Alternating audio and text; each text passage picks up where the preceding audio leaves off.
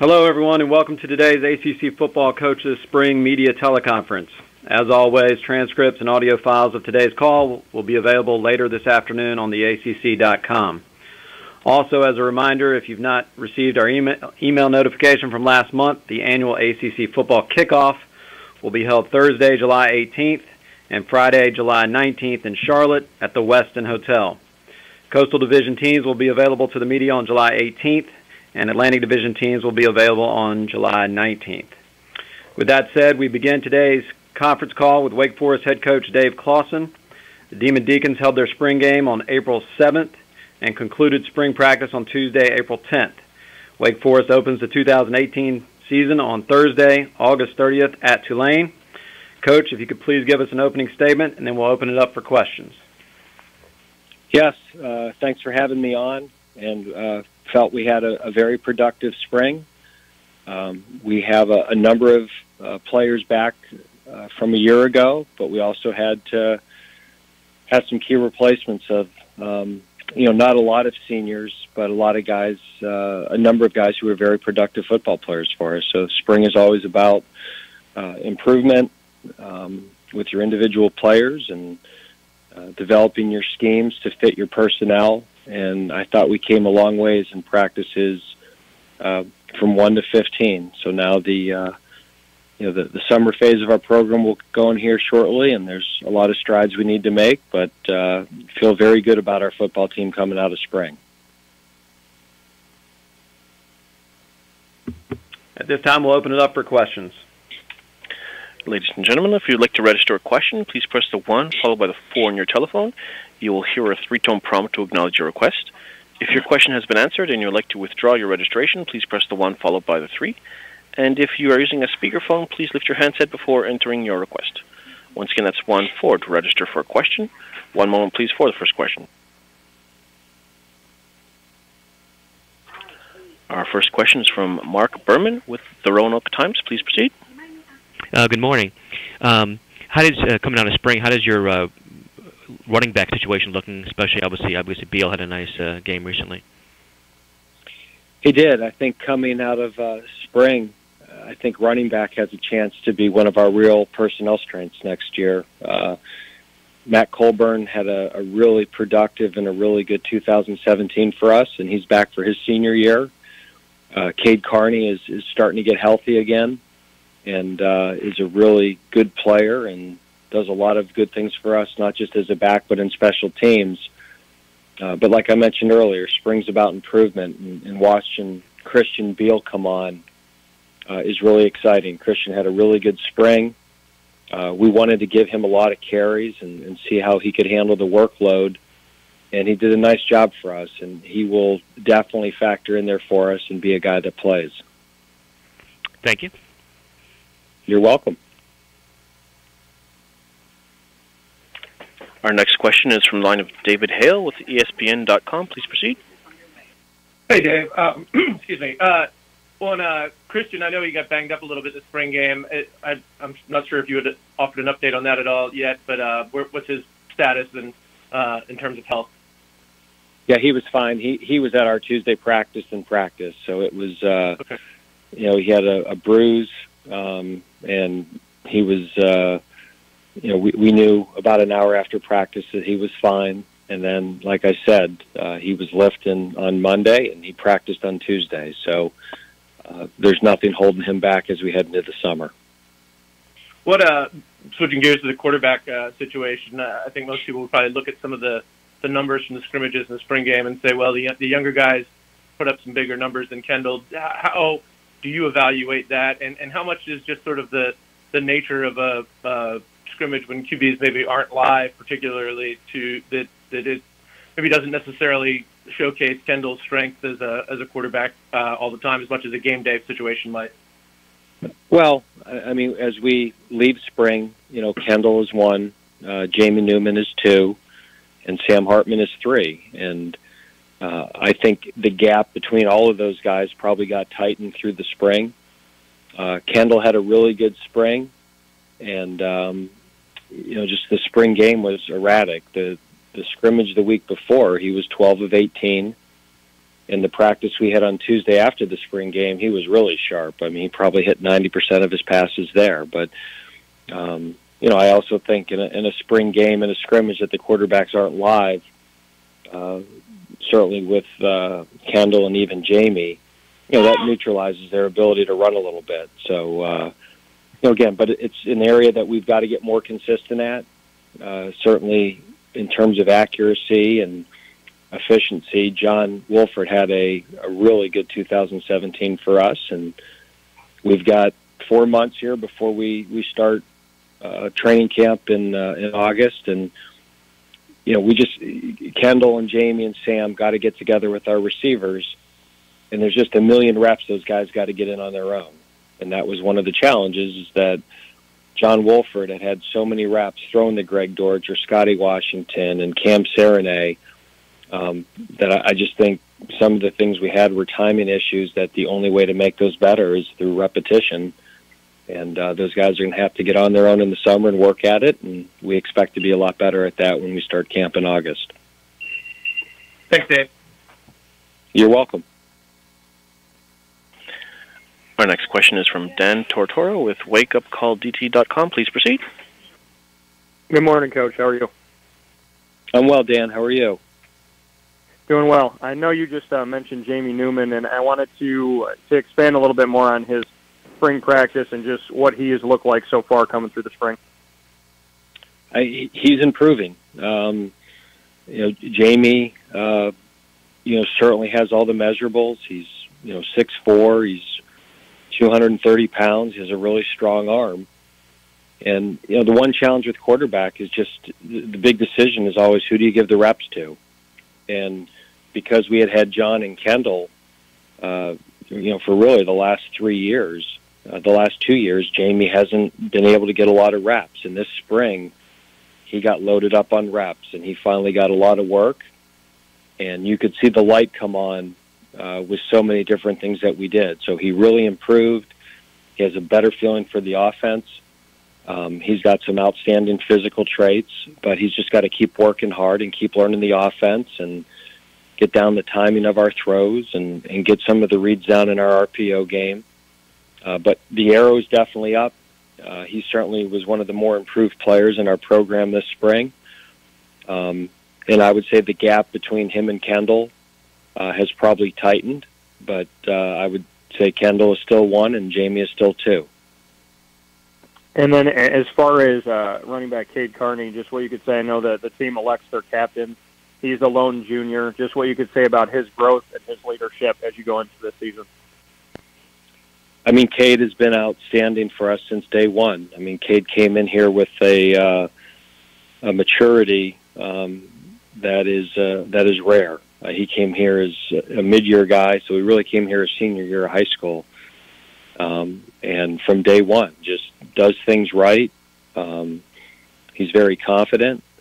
And because he does things right in his confidence, it's allowed him to emerge as a leader for us earlier than most. And, he's a true junior that just got elected captain, which is very hard and very rare. So, I think Cade has really strong leadership qualities, and the players respect him. They respect his work ethic. They respect how he plays the game, his toughness, his physicalness, and, off the field in our summer workouts, he's always been one of our leaders in terms of setting the tone for what we do. So, certainly is, we're proud of Cade, but he's also, going to be a really good leader for us, not just this year, but the following year. Thanks, Coach. I appreciate it. You're welcome. We have a question from Jody McCreary with the Associated Press. Please proceed. Good morning, Dave. I wondered if spring ball has a different energy when you're coming off a couple of bowl wins, as opposed to coming off of the 3-9s earlier this decade. I mean, I think there's no question when you're winning and you come off of a bowl win.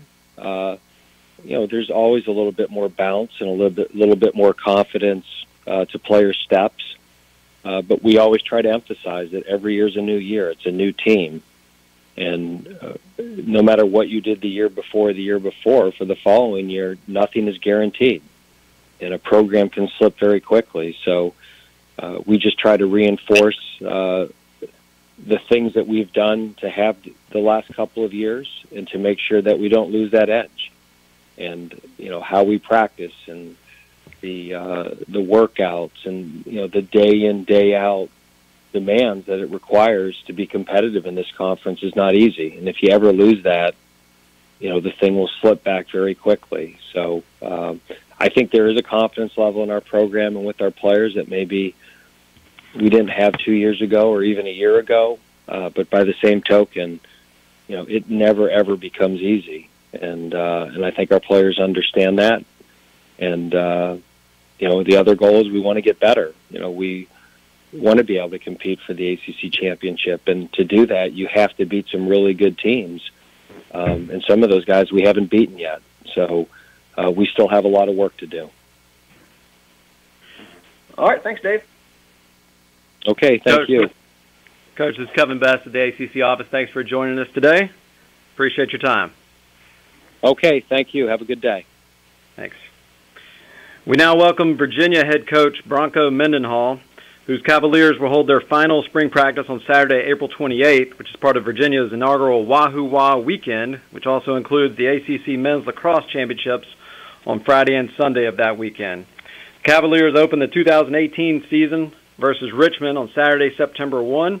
Coach, please give us an opening statement, and then we'll open it up for questions. Yeah, it feels like football again to be back on the conference call with everyone.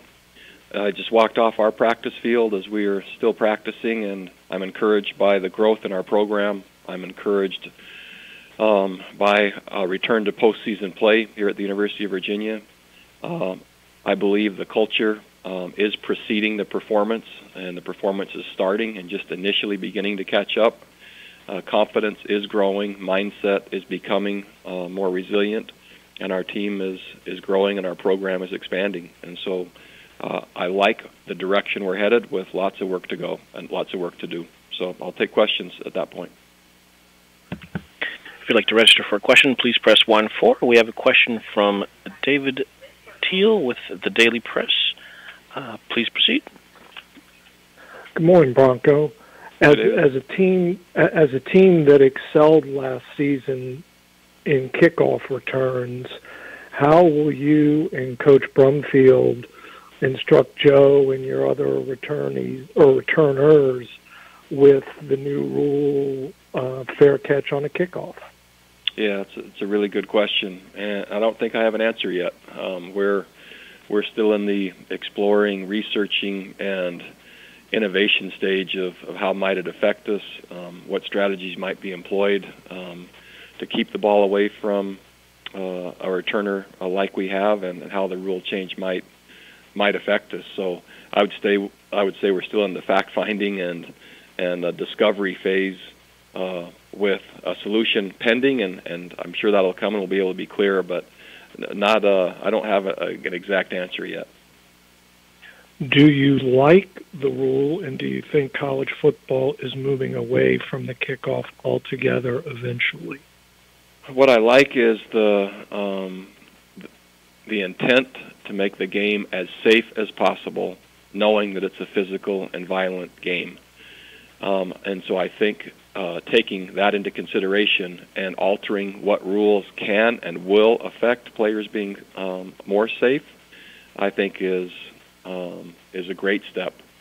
Whether this becomes that step that really addresses the player's safety and well-being, again, the facts are that there are other sports that are still more violent and still more concussion-oriented than football, but it appears that the research and kickoff, those things come together, and we'll see if this rule change addresses it to the level we're hopeful for. So I like the intent. I'm not certain yet if this is the rule that will help. Thanks, Coach. Yeah. We have a question from the line of Mike Barber with the Richmond Times Dispatch. Please proceed. Morning, Bronco.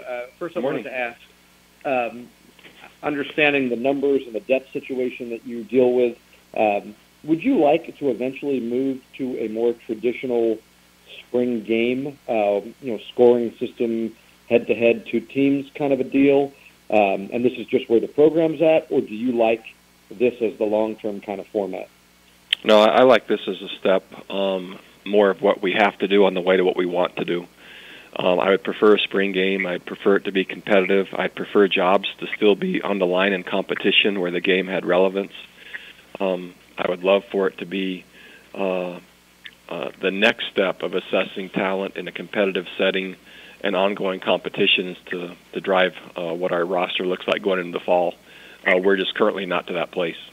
So there are a number of positions every year that are limiting to where it's not possible to divide the team, wouldn't be effective, and the risk for losing some of our players through injury would be beyond what I feel comfortable with. So, yeah, it's not my ideal, and really what we've chosen to do is make sure it's valuable to our program in terms of practice. And I love that the fans are there and want them to have a great experience. The primary motive right now, though, is to develop our team. And at some point, a spring game will be in our future. When you think about, you mentioned that part of the off-season focus was to get stronger, and that was kind of the instruction you gave to Coach Grizz. Have you seen a result from that, or is it too soon, and that's something you hope shows up in the fall? All those metrics, measuring is a great way to just simply objective say, is that happening or not? And our strength numbers, we're testing more frequently, we're monitoring more closely, and there's growth, progress, and strength gains that are happening at a level that haven't happened in my first 2 years here, just through emphasis. And so I like the direction. I still view it as a kind of a phase one initiative, but it is, our team looks better. They are stronger. They're more capable of moving heavy things, and so I like the direction. And yes, it has already showed results and dividends. Thank you. You bet. Our next question is from Christopher Heidel with Herb FM Sports Radio Baltimore. Please proceed. Hi, Bronco. How you doing? Good morning.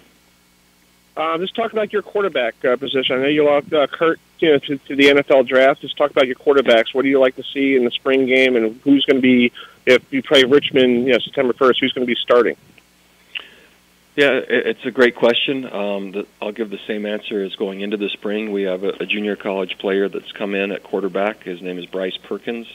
Bryce currently is our starting quarterback.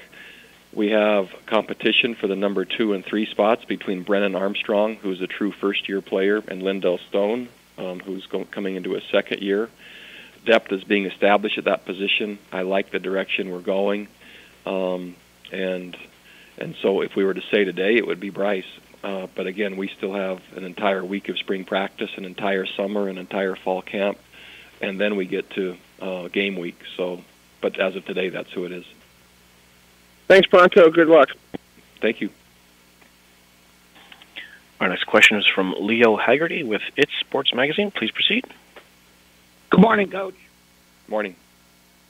Coach, in your opinion, what's the hardest position to develop during spring practice? Man, that really depends on what your roster looks like. For us, at our stage in our development of our program, offensive and defensive line, our numbers simply are very limiting in the type of practices we would like to have, the volume we would like to have, and the contact we would like to have. And so when you're talking about a position that needs physical play and needs contextual play and needs development and coordination with other players, especially offensive front-wise, when the depth and the volume doesn't allow that to happen, it makes it very difficult. Coach, what was your major goal going into spring practice this year? It's pretty simple. We're looking to become a stronger and more physical football team, and any format that we can and measures that we can put into place that will promote it and measure it. That's what we're after. We think that that has to be addressed, especially in our fronts on both sides, for us to have the kind of team and sustainability we want, and so that's what we're targeting. Thank you, Coach. You're welcome. Coach, this is Kevin Best of the ACC office. We appreciate your time. Thanks for joining us today. Great, thank you. See you later. We're now joined by first-year Florida State head coach Willie Taggart. The Seminoles concluded spring practice with their spring game last Saturday in front of more than 60,000 spectators. Florida State opens the 2018 season hosting Virginia Tech on Labor Day Monday, September 3rd. Coach, if you could please give us an opening statement, and then we'll open it up for questions. We wrapped up our spring practice this last weekend with an unbelievable showing out of our crowd. It was a really nice environment to be around. Had a lot of former players back, which was pretty cool to see. Over 300 former players back on campus, and just seeing the energy and the morale of everyone, having Coach Bowden back and hearing the crowd cheer for him was really awesome for me personally. And we got some things accomplished in the spring ball that we wanted to. So we got out of the spring game pretty healthy, so that was a good thing for us. And now it's moving on to the off season with a lot of positive momentum, and it's up to us to continue to build on that positive momentum now. At this time, we'll open it up for questions. If you'd like to register for a question, please press 1-4. We have a question from the line of David Hale with ESPN.com. Please proceed. Hey, Willie, you talked about the spring game atmosphere and bringing Coach Bowden back and the crowd that was there. I know you yourself and a lot of your assistants have been very active on social media, the way you've kind of gotten out into the community. How much, in terms of being a first-year coach at a place like Florida State, and certainly given your historical ties to the program, how big of a priority was it for you just to sort of engage the greater Florida State community and the history of the school and that kind of stuff? Well, I think for me personally, it was just coming and trying to do what I thought Florida State was from afar, and so I'm just trying to live up to that. I always thought it was about family and football and faith, and which Coach Bowden believed in, and we have so much tradition here, and coming back, I didn't feel it as much. I didn't feel like we were really connected like we needed to be, and so we tried to put an emphasis on just getting everyone back involved, people that built this program and made it to what it is today, and let them know we appreciate it. I think it's important that our football team understand those people that came before them as well, because they're a big reason why they decided to come to Florida State. And sorry to ask, but is there any sort of long-term issues with DeAndre Francois, given some of the off-field stuff that came out recently? As I mentioned before, we're handling it internally. DeAndre knows he needs to be better at decision making, and he also knows he needs to do a great job of who he's around and what he's around. He understands the expectation, and I think he'll live up to it. Thank you. Mm-hmm. Our next question is from the line of Mike Barber with the Richmond Times-Dispatch. Please proceed. Morning, Coach. I'm curious, when does the game planning, the film study for your season opener begin? It already started. Our guys have got an introduction to Virginia Tech and what they're and some of the things they'd like to do. They were able to practice some of those things in spring ball, and we'll be able to carry that over in the off season. But it started already. It started in our preparation and understanding what we're doing and how we're doing it, so we can continue to get better at it. And then once it comes time for game time, they should have a better understanding of our opponent. And do you know Coach Fuente? Have you guys crossed paths much? We have. Justin and I actually played against each other in college, and we both are AAC brethren. We both came from that conference and faced each other. So been knowing each other for a while. Great dude and great coach. Thank you. Mm-hmm. And our next question is from Mark Berman with the Roanoke Times. Please proceed. Good morning. How did the spring process go in terms of kind of implementing your spread-type offense? How has the offense adjusted to it so far, and is it a good match for the current group of players? I thought it went well. I thought our guys picked up on it fairly quickly. I thought the big adjustment for them was just practicing without a huddle and going a little faster than what they did before. So our guys had to learn to think a lot quicker, so they can react quicker the way we need them to. And but I thought it's been good, not only for our offense but for our defense too, to be facing it every day. And so they have a better understanding of how to deal with it as well. But I thought our guys picked up on our schemes, understand the foundation of what we're trying to build here within the offense. And yes, I do think we have guys here that can run the offense. And on the other side of the ball, I guess, how might the defense look different to fans this year with Coach Barnett and what his philosophy is going to be? Well, he's more of a 4-2-5 guy, and I think you see a guy being aggressive, fast, physical, and aggressive on that side of the ball, and just something Coach Barnett believes in, I believe in, and the way that we need to play. Allow our guys to play football and not be confused, and make sure they're disciplined and technique sound. Thank you. Mm-hmm. And our next question is from Safid Dean with the Orlando Sentinel. Please go ahead. Hey, Coach. After the last couple of seasons, there's been a lot of competition between the ACC and the SEC as the best conference in college football on the field, and also loading up prospects in the NFL draft. I just wanted to get your impressions on the league and the competition that you're going to be, facing, in your tenure. I think both conferences are elite. And you look at the last two national championships that came within these two conferences, and I think you look around, not only just football, basketball, baseball, whatever it is, you see schools in both conferences doing a great job. They're both in the South, which gives them both an advantage. And again, they both produce NFL players and have good coaches and good players. So I'm excited to be a part of it and being able to have all those things that everybody else has. Thanks, Coach. Mm-hmm. Our next question is from Dan Tortora with WakeUpCallDT.com. Please proceed. Good morning, Coach. How are you? I am doing excellent. How are you? Doing well. Just to kind of go off of what you were saying a little bit earlier about what you've done already at Florida State to make your mark and kind of maybe change some things or improve some things.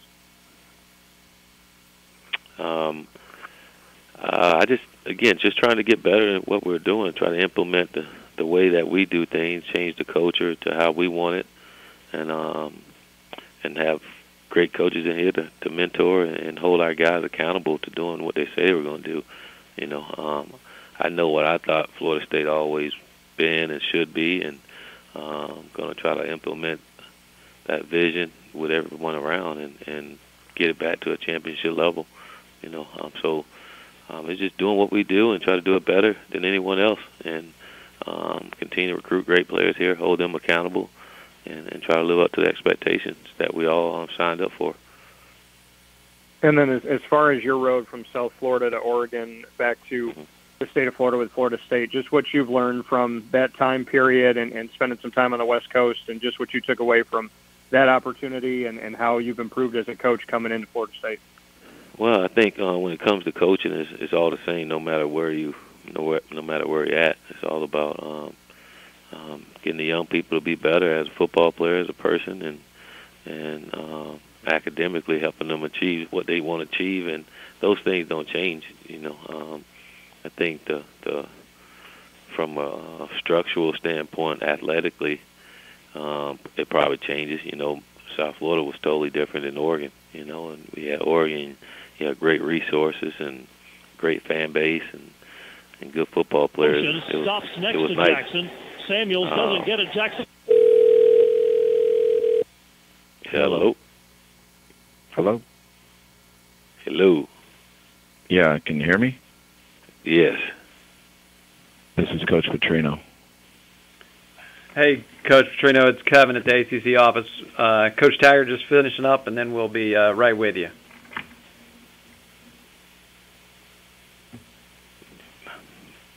All righty. You guys ready?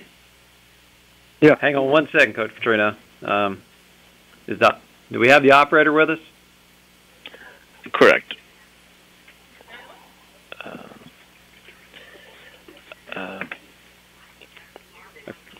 Okay, we have one last one for Coach Taggart.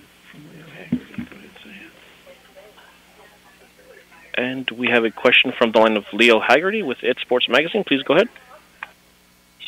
Good morning, Coach. Welcome back to Florida. Hey, thank you very much. Good morning. Coach, what was your major goal going into spring practice this year other than coming out healthy? Well, our guys have a clear understanding of what we want to do offensively, special teams, and defensively. I thought it was really important that we teach our guys the foundation of what we're doing in every aspect so that they can go into the off season when they have to train and do things on their own. They have an understanding of what the coaches want. And so I thought our coaches did a great job of implementing that with our players, and I thought they did a good job of understanding it, and it's going to be key for them going into the off season to get better at some of those things that we went over in spring ball. Coach, in spring, what's the hardest position to develop in your mind?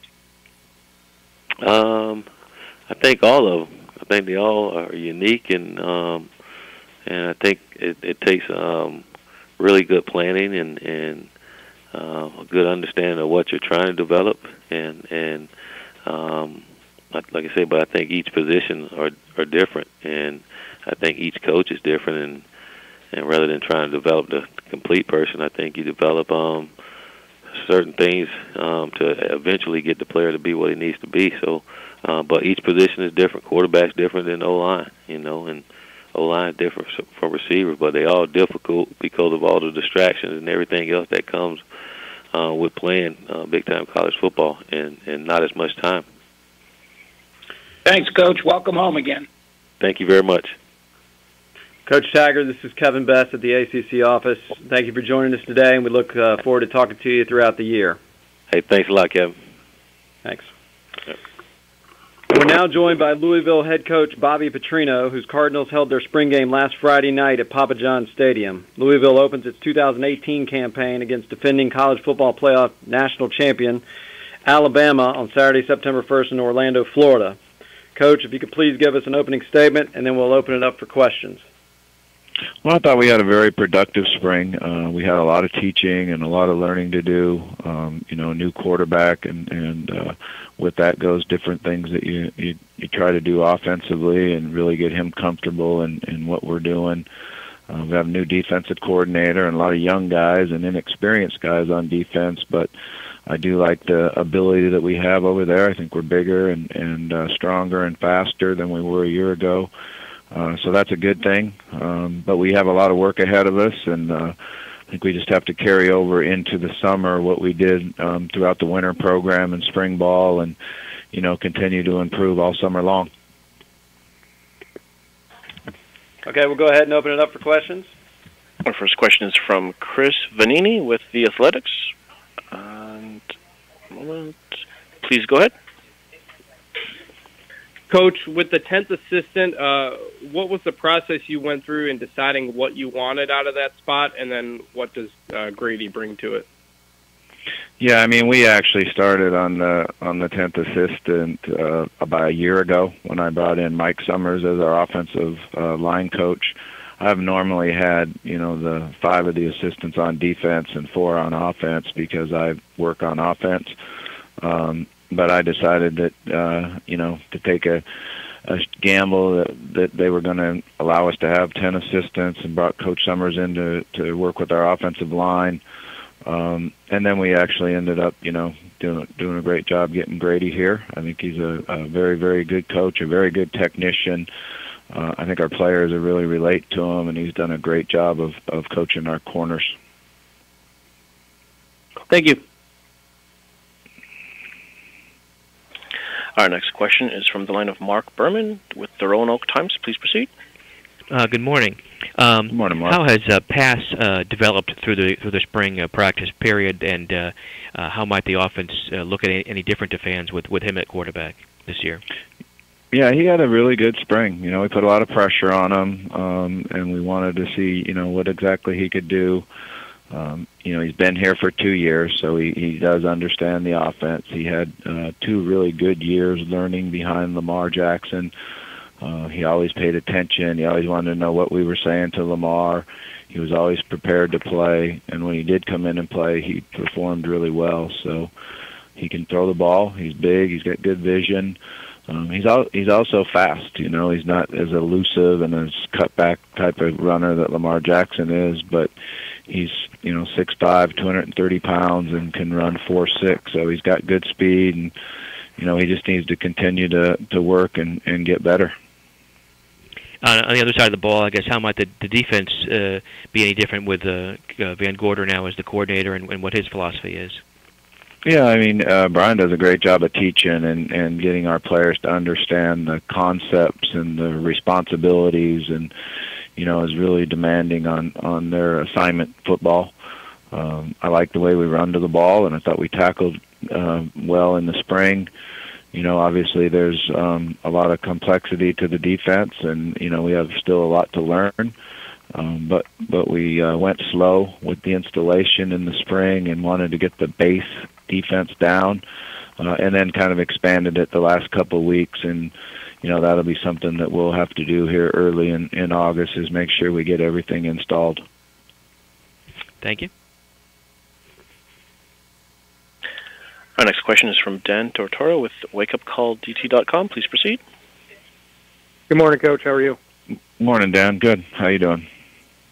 Good. I know that we've spoken on Lamar Jackson a lot, but just what you can say about what an NFL team is getting from him and spending so much time with him, just what he brings immediately to a team if they are to draft him. Yeah, well, the first thing that stands out, Lamar, is that he's a different athlete than most quarterbacks out there, with his ability to run and play so fast. But he's also a great thrower. I think that's the thing that stood out to me from the first practice that he got here, is how he could snap his wrist and the ball came out, and the accuracy that he could have on the different throws. So I'm excited to see how it all goes for him, and certainly wish him a lot of luck. I know you touched on it a little bit, but just what you can say about coming through the spring, just what's impressed you at the quarterback position moving forward, and just what you've seen as far as growth there. Yeah, like I said, Juwan is a guy that's been here for 2 years. He understands a lot of what we want to get done. He's very coachable. He's got a lot of skill as far as playing the quarterback position, and a lot of confidence. I think that's the one thing that I like, is that he really believes that he's going to be a great quarterback. And then also Malik Cunningham had a really good spring for us. Malik would be a little bit more in the Lamar style, as far as he's extremely fast and can really run and cut back. But he did throw the ball really well. He ended up 13 of 16 in the spring game, and also rushed for 52 yards, and we made it live tackle when he crossed the line of scrimmage, and he showed how explosive he can be. Thanks, Coach. You bet. Thanks, Dan. We have a question from Andrea Adelson with ESPN.com. Please go ahead. Hey, Bobby. How are you? Good, Andrea. How you doing? I'm good, thanks. How did you see the running back position develop this spring? Because I know you've talked about how, this season you'd like to have more production out of that position. Yeah, we had a good spring there. Trey Smith did a great job. He's been with us now for 3 years, and he's a real physical runner. He breaks a lot of tackles, does a lot of good work inside the tackles and running the football. Tobias Little is a running back that's 6 foot, 250 pounds, big, and he learns how to play faster. He can catch the ball out of the backfield. We're really impressed with him. We had a couple guys that didn't get to go full go in spring, and Day Williams, who is another big back for us, a 230-pound guy that came back last year, played well at the end of the year, came off of an injury. We weren't really expecting him back, and he healed fast and got back on the field and really did a nice job for us, helped us win some games down the stretch.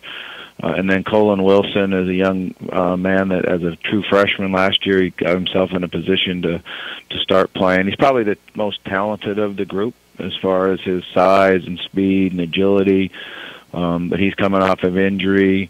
He did get to dress for the spring game and got out there and went through warm-ups and looked really good. but we didn't let them play in the game. But so I think there'll be a lot of competition, and a lot of guys that are striving to get reps and get carries. Do you anticipate, with everyone being healthy in fall, this being more of a running back by committee, or would you like to have one workhorse back kind of leading the way? I mean, normally you'd like to have one guy that really hand the ball to and say he's going to get 20, 22 carries and 5 or 6 catches a game. But the one thing that's unique about running back and linebacker and safety is they're the groups that take all the hits. So you have to be able to have running backs that play throughout the year, and whoever is the healthiest and the fastest and the hottest in that particular game gets those carries. So they all got to be ready to go, and they all know that it's a long season now. Thanks, Bobby. Appreciate it. Thank you.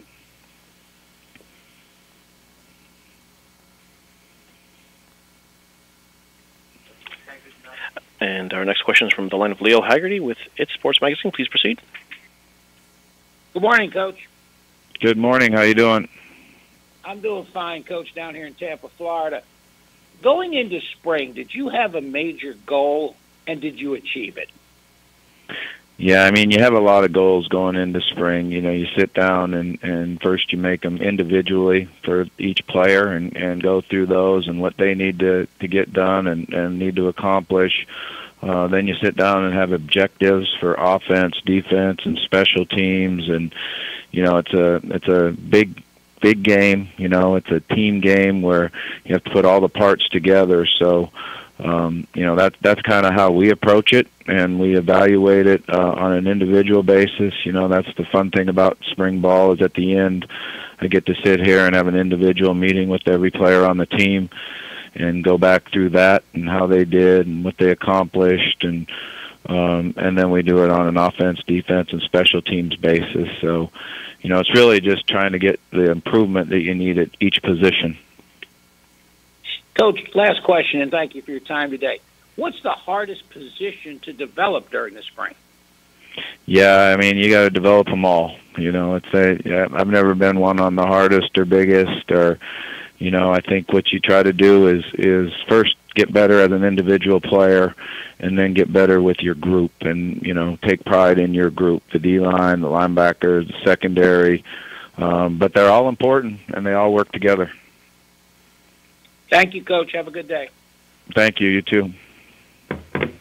Coach Petrino's Kevin Best at the ACC office. Thank you for joining us today. We appreciate your time. All right, Kevin. Take care. Thanks. We are currently on hold, waiting for Coach Babers to call in. We'll be right back with you.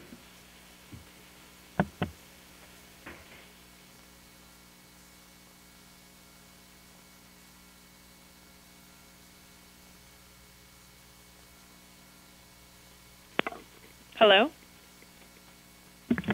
Hello. Hello. Hello. Hi, is this Katie? This is.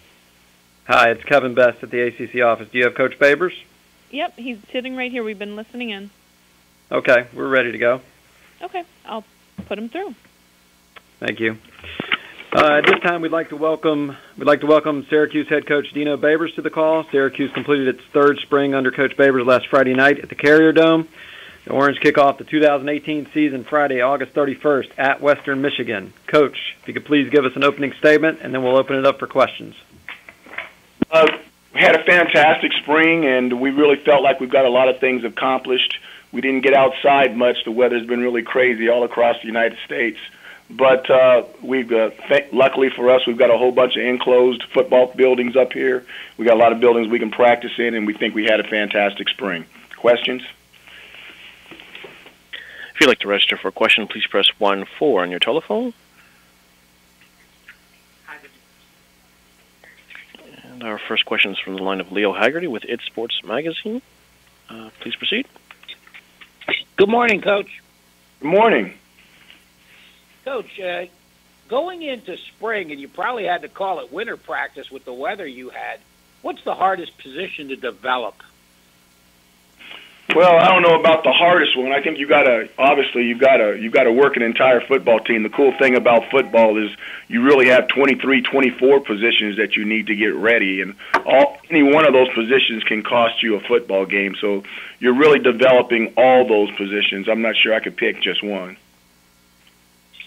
Coach, do you go into spring with an ultimate goal, or is it a lot of small goals you're trying to accomplish?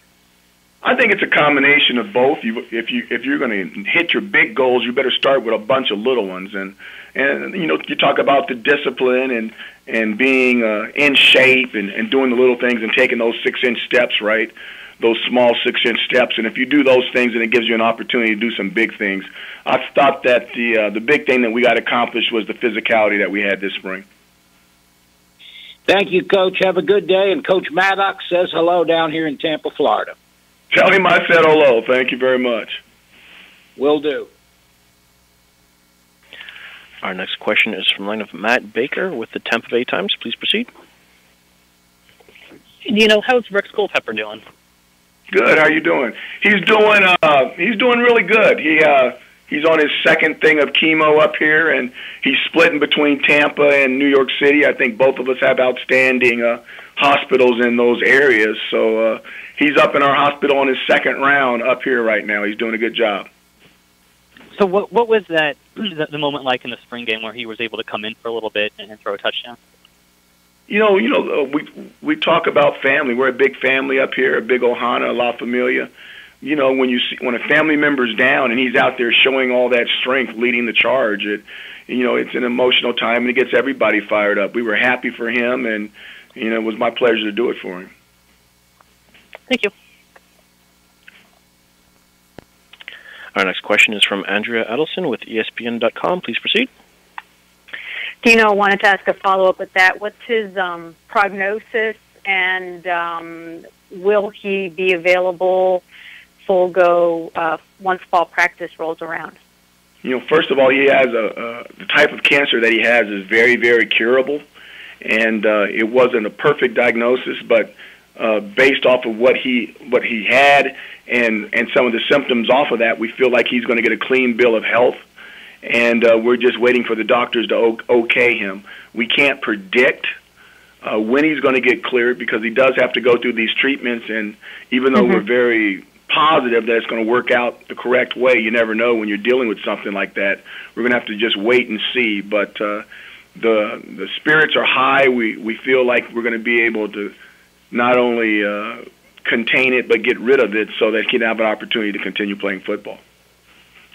Have you had a situation like this where you dealt with a player who has to go through cancer treatments, and obviously, the love and support of the team is so important, but I'm curious if you've had experience with that. Not with cancer in itself. Obviously, you deal with a lot of things as a head football coach and as an assistant coach, and especially when you've been in it as long as I have. But if you're talking about specifically about a cancer situation like this, no, I've never had this before. Okay. Thanks, Tino. Appreciate it. Thank you, A. Our next question is from Dan Tortora with WakeUpCallDT.com. Please proceed. Good morning, Coach. How are you? Good morning. How are you? Doing well. To go off of that, just what you could say about Rex Culpepper being an inspiration. I know when you came in to Syracuse, he was one of the guys that you wanted to continue to, he was committed to the team. You wanted to bring him in and have him be part of the future of what you were building. From that decision, where he stands today, just how he's inspired you and what he's done for this team. Well, he's such a, the guy he goes to class with a smile on his face. He comes to practice with a smile on his face. Yet he's a very, very serious competitor. And anytime you got a young man at that age that's so focused and so determined, and he knows what he wants most, and he's not willing to trade that in for something at the moment, that person's going to always be a positive reflection, not only on himself and his family, but also on his teammates. And then as far as the defensive side of the ball, the linebacker core with Zaire Franklin, Paris Bennett, and Jonathan Thomas all moving forward, just what you could say you've seen through the spring from the linebacker core as you get set for the season. I see youth. I see guys making mistakes. I see a lot of young men getting opportunities to play that haven't had an opportunity to play in the past because they couldn't move those guys that you mentioned out of the way. So we're going to be younger there. They're going to be more experienced. They'll have fresher knees and fresher shoulders, but there's no way that they've seen as much as those linebackers that you just mentioned that left and are trying to get opportunities to play in the National Football League. Thank you, Coach. Appreciate it as always. Thank you. Our next question is from John Kekes with the Associated Press. Please proceed. Hey, Coach. You mentioned after the game, the spring game, that you'd consult with the team doctors. Is everybody healthy? Yeah, we really are. We came out clean. We had a couple of broken bones, and through spring ball, but those are 4 to 6 week deals, and they heal up better than they were before. So we're really happy with the way we came out of it, and we're ready to move into our summer part of our program. Do you feel like you're further ahead this year than you've been in the last 2 years? I feel like we know more, not only about our opponents, but about ourselves, which is probably the most important thing. So based off of that, I think that we're ahead. Now, we're going to still need the freshman class. We've got some really good freshmen coming in that we really believe that's going to be able to get into some of our depth. We're going to have to see. And if that's the case, then we'll have to reevaluate everything from there. But right now, we feel like we have a good grip on what's going on. And as far as Eric is back at 100% or close to it? Yeah, I would expect Eric to be green light go. Yes, sir.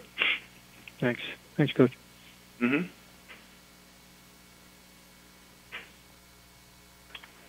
And our next question is from the line of Safid Dean with the Orlando Sentinel. Please go ahead. Hey, Dino. I wanted to ask about your impressions of Willie Taggart. I know you guys matched up together back in 16, your first season when you played USF. I was wondering if you had any experiences running into him on the recruiting trail and your impressions of him as a coach now that he's taken over at Florida State.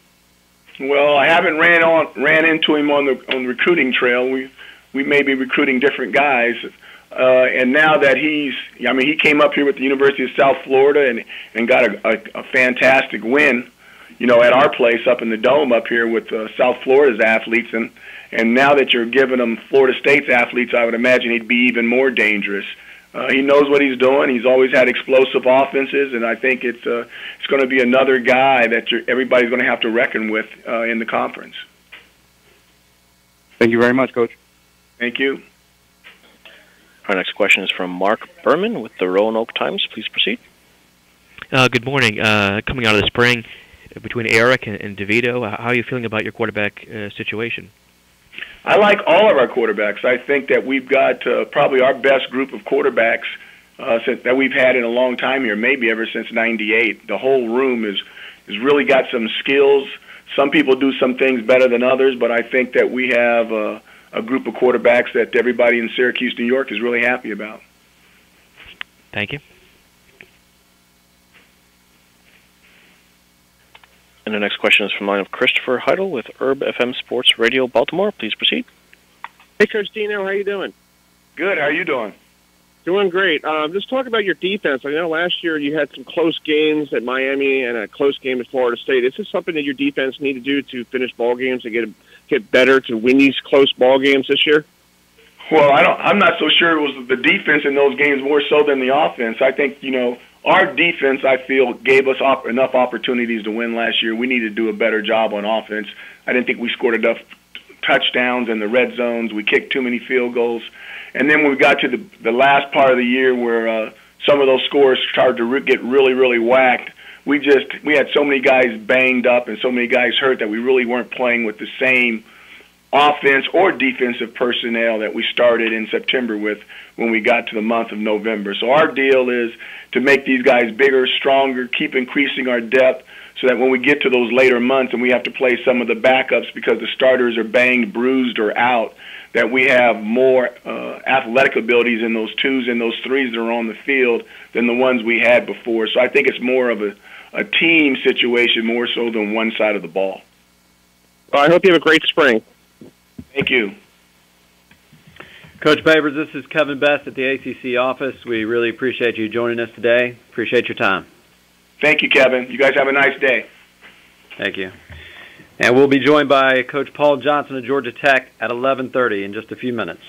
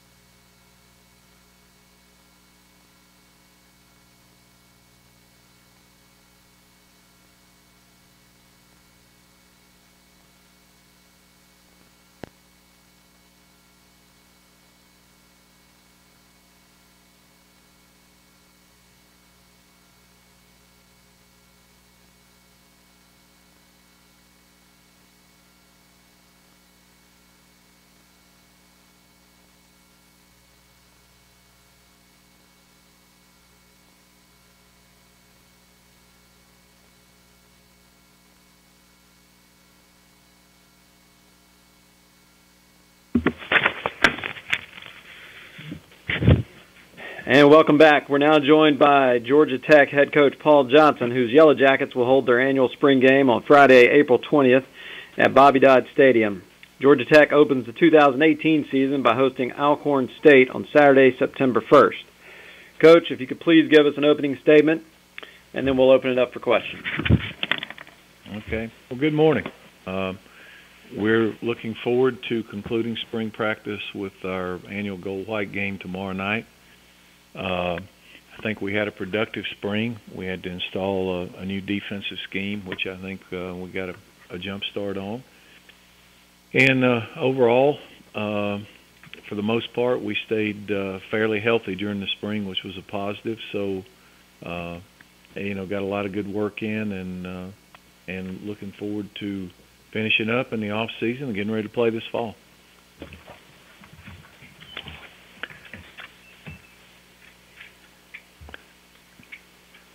And we can open it up for questions now. If you'd like to register for a question, please press 1-4. We have a question from the line of Dan Tortora with wakeupcalldt.com. Please proceed. Good morning, Coach. Good morning. To take a look at new defensive coordinator Nate Woody, just what you can say about through the spring, just what he has done and assimilating into the team, and just what you could say about his leadership. Well, I think our kids are excited. Like we said, it's a new scheme, and we didn't get a whole lot in depth this spring into the defense. Kept it really simple, and I think our guys played pretty fast. I think they enjoy playing in it, and we'll see as we move along. But I've been pleased overall with what I've seen this spring. And then as far as the receiving core, a lot of people want to talk about, obviously, what you do running the ball offensively, but the receivers blocking downfield and just what they've been able to do and how that can create opportunities for them at the next level. Just what you can, expand a little bit on the offense and the personnel that you have this year and their ability not just to catch the ball, but to create in the rushing game as well. All right. Well, we've got 9 starters returning on offense, and, we lost one receiver, Ricky June, who's a big part of our team a year ago. Brad Stewart's a 3-year starter. He'll be returning. Jalen Camp has had a really good spring practice. He's a physical guy, got a lot of tools. Steve Dolphus has had a good spring. He's a bigger kid. He's 6'5", and brings some length and size to the position. And, overall, we just continue to work there like we do everywhere offensively. And, got to be better in the throwing game, but it's a big part of what we do offensively is asking those guys to do some blocking as well. Thank you, Coach. I appreciate it. Our next question is from Chris Vanini with The Athletics. Please go ahead. Coach, what was the process you went through in figuring out what to do with the 10th assistant, and then how does Jerome kind of fit what you wanted? Well, actually what happened was, I had thought that I was going to probably hire somebody and let them just basically do special teams. And when I hired Nate and we talked about the breakdown, he felt like that he needed 5 coaches over there. So that's what ended up happening. We just added the 10th coach to defense, and now we have 2 secondary coaches, which we'd had before. But the big change is the linebackers, because Nate's the outside linebacker coach and we have inside linebackers. And Jerome was actually hired to be the D-line coach, so he was going to be here regardless. We had to have a D-line coach. So, but that's what happened. We ended up adding the extra coach on defense. And what do you think about the new kickoff rule? And have you kind of started to think of if there's any new strategies with it? Yeah, we've talked about it a little bit. I think probably what's going to happen is the teams who are pretty good at returning kicks may not be a whole lot of change other than them try to gauge the height of the kick. The teams that probably aren't as good returning them will probably fair catch as many balls as they can. Thank you. Yep. Our next question is from Andrea Adelson with ESPN.com. Please proceed. Paul, as a follow-up to that, how has it helped your players to have specific position coaches for safeties, DBs, and then inside-outside linebackers? Well, we've had two coaches in the secondary for a while, so that's not any different. The difference in scheme is we've got 4 linebackers instead of 2. So so what's happened is the positions are a little bit different, so you have a different coach for each. And I think having 4 guys to coach is probably too many for one person.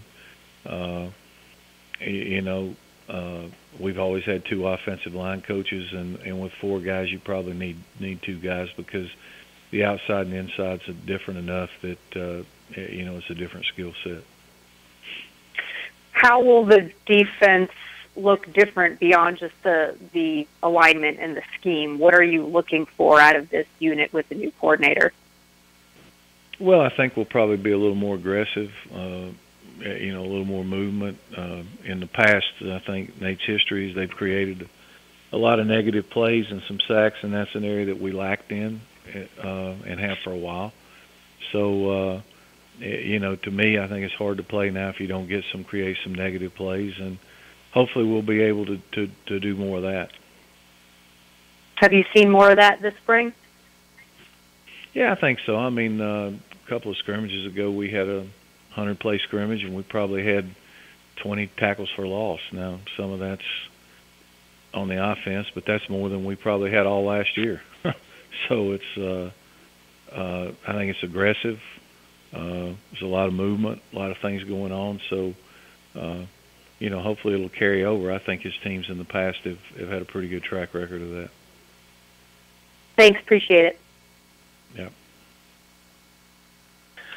Our next question is from Mark Berman with the Roanoke Times. Please proceed. Good morning. Obviously, another off-season development for you guys was obviously you getting a contract extension. How important or gratifying was that to you? Well, I think anytime that happens, you have to be appreciative.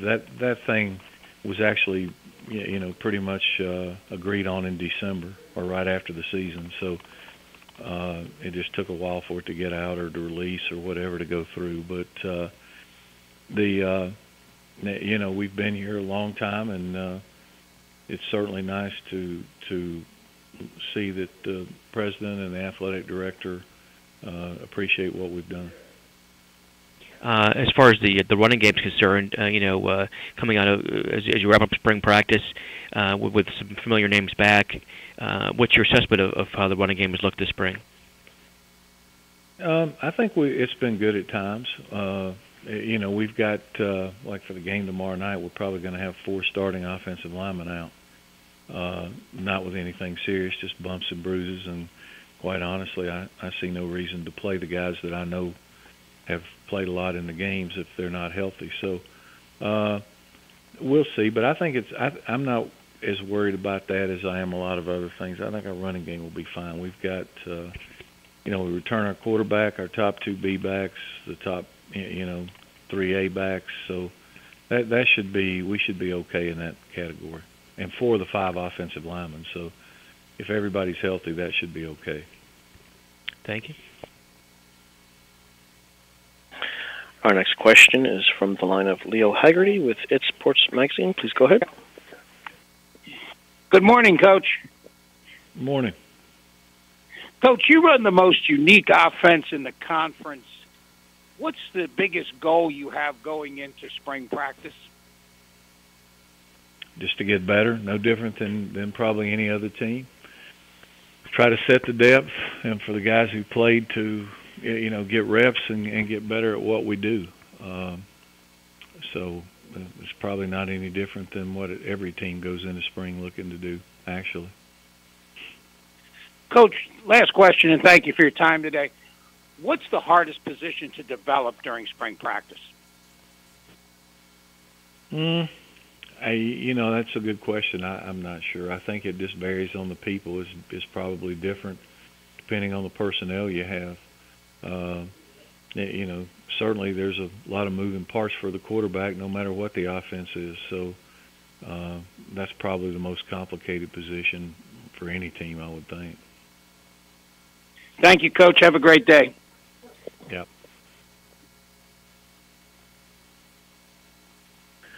And our next question is from the line of Christopher Heidel with Herb FM Sports Radio Baltimore. Please proceed. Hey, Coach Paul, how you doing? Good. How are you? Doing great. Just talk about your Beck Marshall. What did you see from him, during the spring ball? I think that he had a good spring. I think that we had some individual things that we were trying to work on. Getting comfortable in the pocket, being improving in our throwing motions and game, and I think he accomplished some of those things, and clearly after playing for a year, he's got a better understanding overall of what we're trying to do and accomplish, and can put the offense into some good situations with checks and that kind of thing.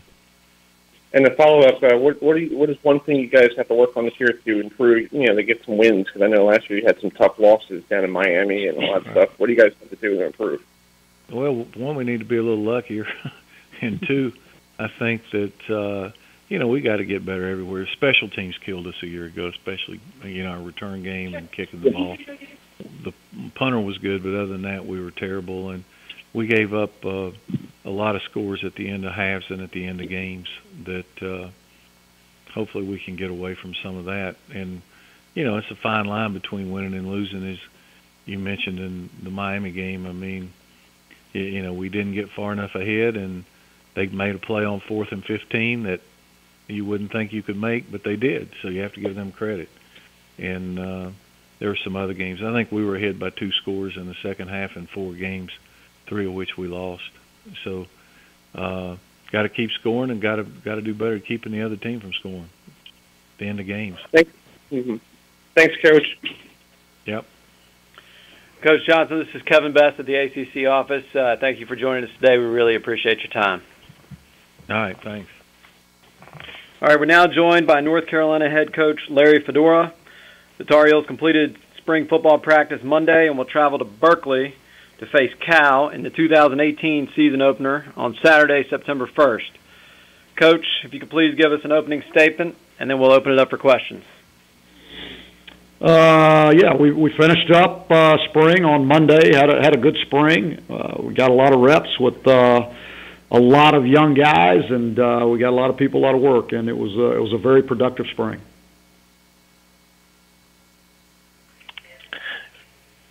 If you'd like to register for a question, please press 1-4. We have a question from the line of Mark Berman with the Roanoke Times. Please proceed. Good morning. As far as how Surratt and Elliott have done this spring, how are you feeling about your quarterback position coming out of spring practice? Well, I would say that both of them were better than they were when they left off at the end of the season. So I think they've made a lot of progress. I think they did a really good job this winter preparing themselves. I think both of them are much more comfortable in the offense and with what we're trying to do. I think the game is slowing down for both of them so that the decision-making process is much easier for them, and therefore they can be much more accurate. Thank you very much. You bet.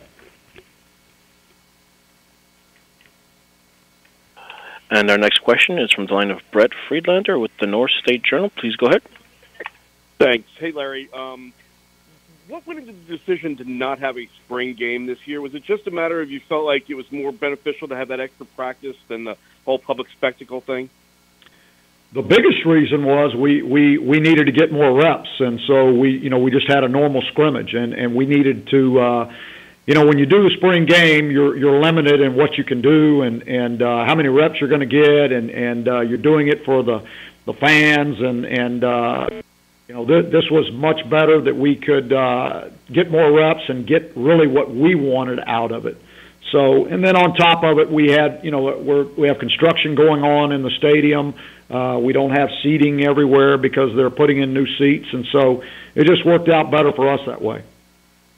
Do you feel like this is something you're going to do going forward, or is it just a one-time thing? Oh, I mean, I don't know. It just depends on the team. We had a lot of young guys that needed a lot more reps this spring, and so it just worked out better for us in this situation. But we make that decision, each and every spring. Thanks a lot. Have a good summer.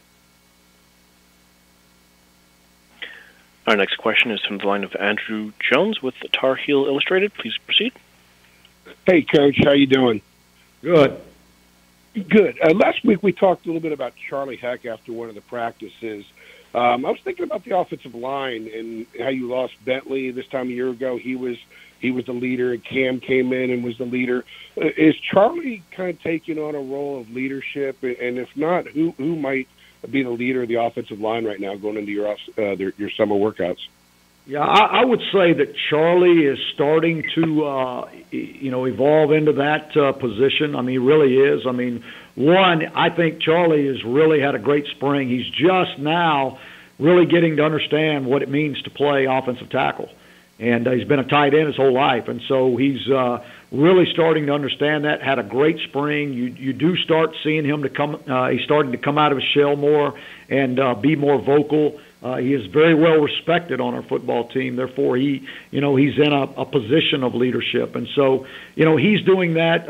J.J. McCargo at center is, and probably Nick Polino, who's probably the older of the guys up there, is doing a good job of it also. So I feel good about where those guys are right now. Is it difficult for William Sweet to sort of take on that role until he gets back on the field, or how does he handle something like that, since he would have probably been one of the guys had he not gotten hurt last year?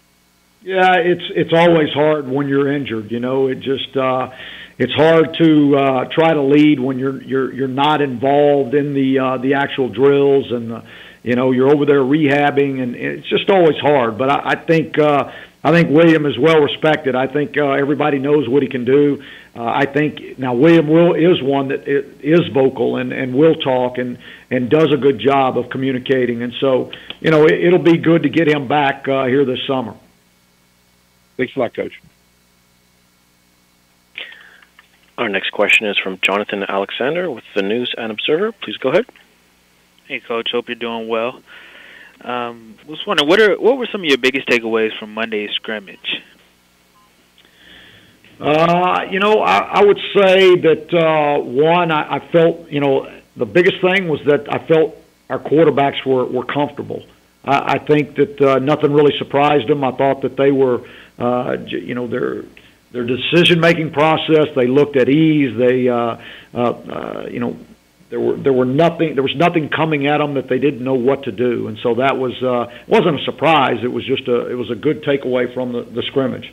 It was Anthony Ratliff, has really done some nice things. I was pleased to get a really good look at the incoming guys that entered school in January. Bryson Richardson really did a nice job. Javonte Williams, De'Ami Brown. I mean, it was really good to see those guys get to perform in that type of atmosphere.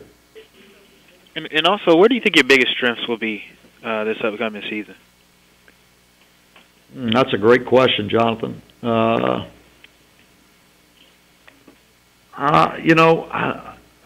a great question. I don't know. I don't know yet. Okay. Thanks, Coach. Our next question is from David Hale with ESPN.com. Please proceed. Hey, Larry, you talked a little bit about some of the specific guys on the O-line. As a group, how do you feel like that unit performs throughout the spring? And when you've got sort of lack of experience depth there and some injuries you're still working through, how hard is it to sort of develop a cohesive unit during spring and fall? That's the toughest thing, David, is because of injuries or guys out here a day, a couple days here. It makes it really difficult because that group needs to get a lot of work together.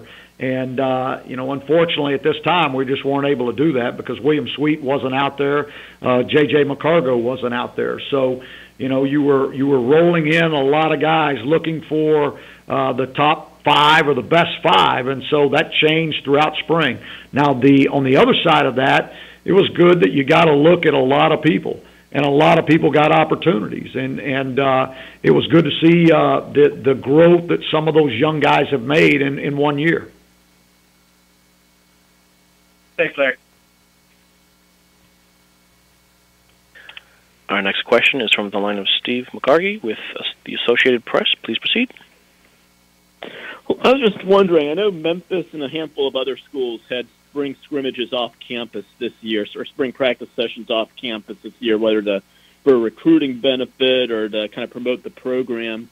I was wondering if you would ever try to do that with one of your teams, and why you think more schools haven't done something like that. We have done that actually 2 or 3 times since I've been here, and we've been we went to Charlotte one year, went to Greensboro one year, so we've had scrimmages in different places in the state of North Carolina, and we did it for recruiting. We wanted to take the team to the fans, and it was a good experience for us, and it was also, we tried to treat it as an away game for our guys, and we tried to do things in very similar so that they would understand how we were going to do things when we were on the road. I would consider doing that again in the future, and I liked it in the past. Thank you. Our next question is from the line of Dan Tortora with WakeUpCallDT.com. Please proceed. Good morning, Coach. Morning. To look at the new additions to the coaching staff, just what you can say coming through the spring you've taken away from some of the new faces that have been brought on to the team and kind of moving forward as a leadership committee together. Yeah, it's been really good. The transition's been very smooth, starting with Luke Pascal, who's taken over our special teams and wide receiver. Luke was a GA for me in the past, who was with the receivers before, so he knew exactly what we were doing and what we wanted to do, and he and I have very, very similar philosophies on special teams, so that was very smooth. Brought in Tommy Thigpen, a former player that's been here before as a coach. Tommy loves the place. Has brought a great sense of energy, along with Robert Gillespie. Robert Gillespie came in from Tennessee and has just been a really bright spot for our football team, coaching the running backs. And then we brought in Henry Baker from Rutgers to coach the corners, and he's doing a great job and bringing a lot of energy to the position. So I think these guys have done a great job so far, and I'm really looking forward to working with them, through the entire year. And then on the defensive side, you had said the defensive tackle Aaron Crawford's success this spring has been seconded by really nobody else on the team, and just how productive he's been. Just to expand a little bit on what you've seen from Crawford and why he's had such a good spring moving forward. Well, one thing, he stayed healthy all spring, and his effort was just unbelievable throughout the spring for a guy that's 310 pounds, and he's making plays all over the field, from sideline to sideline and downfield. Just really proud of the effort that he's put in and the want to, and he's become a leader also. I mean, when guys see somebody playing like that, that's contagious, and so really excited about his upcoming season. Thank you, Coach. Coach Fedora, this is Kevin Best at the ACC office. Thank you for joining us today. We really appreciate your time. Kevin, I just couldn't wait to get to hear your voice on this call, and I look forward to it in the future. We'll have many special weeks in the fall. Yes, we will. Appreciate it. All right, at this time we're waiting on Coach Fuente of Virginia Tech to call in, so please hold.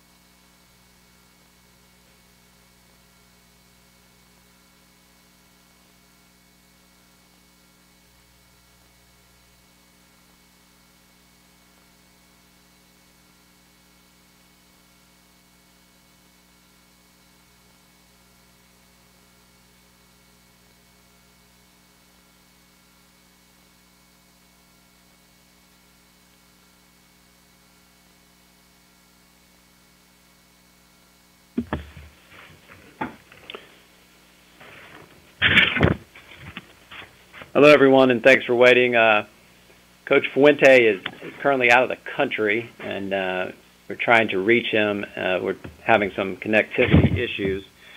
We don't have our next coach is Pitt's Pat Narduzzi at 12:10, so we'll keep the line open, and if Coach Fuente is able to call in, we'll get him on.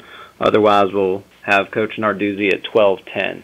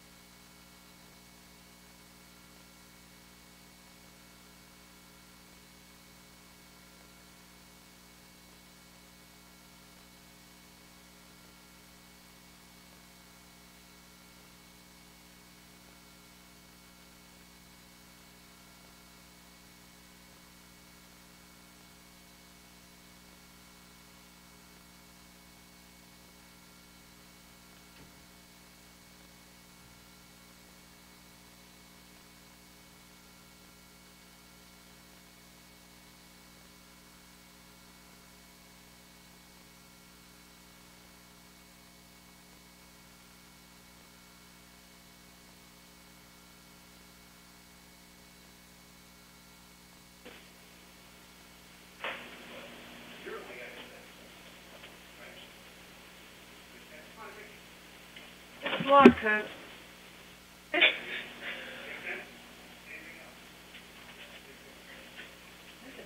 Like gash. Big what? Big gash. In the wood? Yeah. Hi. Okay, welcome back to the ACC Teleconference, football coaches. We are now joined by Pitt head coach Pat Narduzzi, whose Panthers capped the spring with the annual spring game on April 14th. Pitt plays host to Albany in the 2018 season opener on Saturday, September 1st. Coach, if you could please give us an opening statement, and then we'll open it up for questions. Sure. We just finished spring ball Saturday, and with another successful and probably more importantly a healthy spring came out of it. I don't know if we've been this overall healthy with no postseason injuries and everything to go with it after spring ball. So we're healthy going into our summer conditioning in our fourth quarter program, and I'm happy with the development and the coaching and the attitude of our football team going into the 2018 season.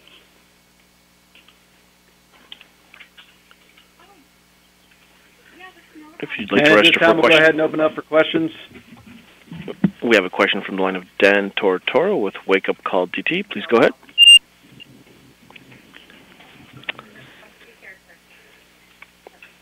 Dan, you there? Coach, can you hear me? Yeah, can you hear me?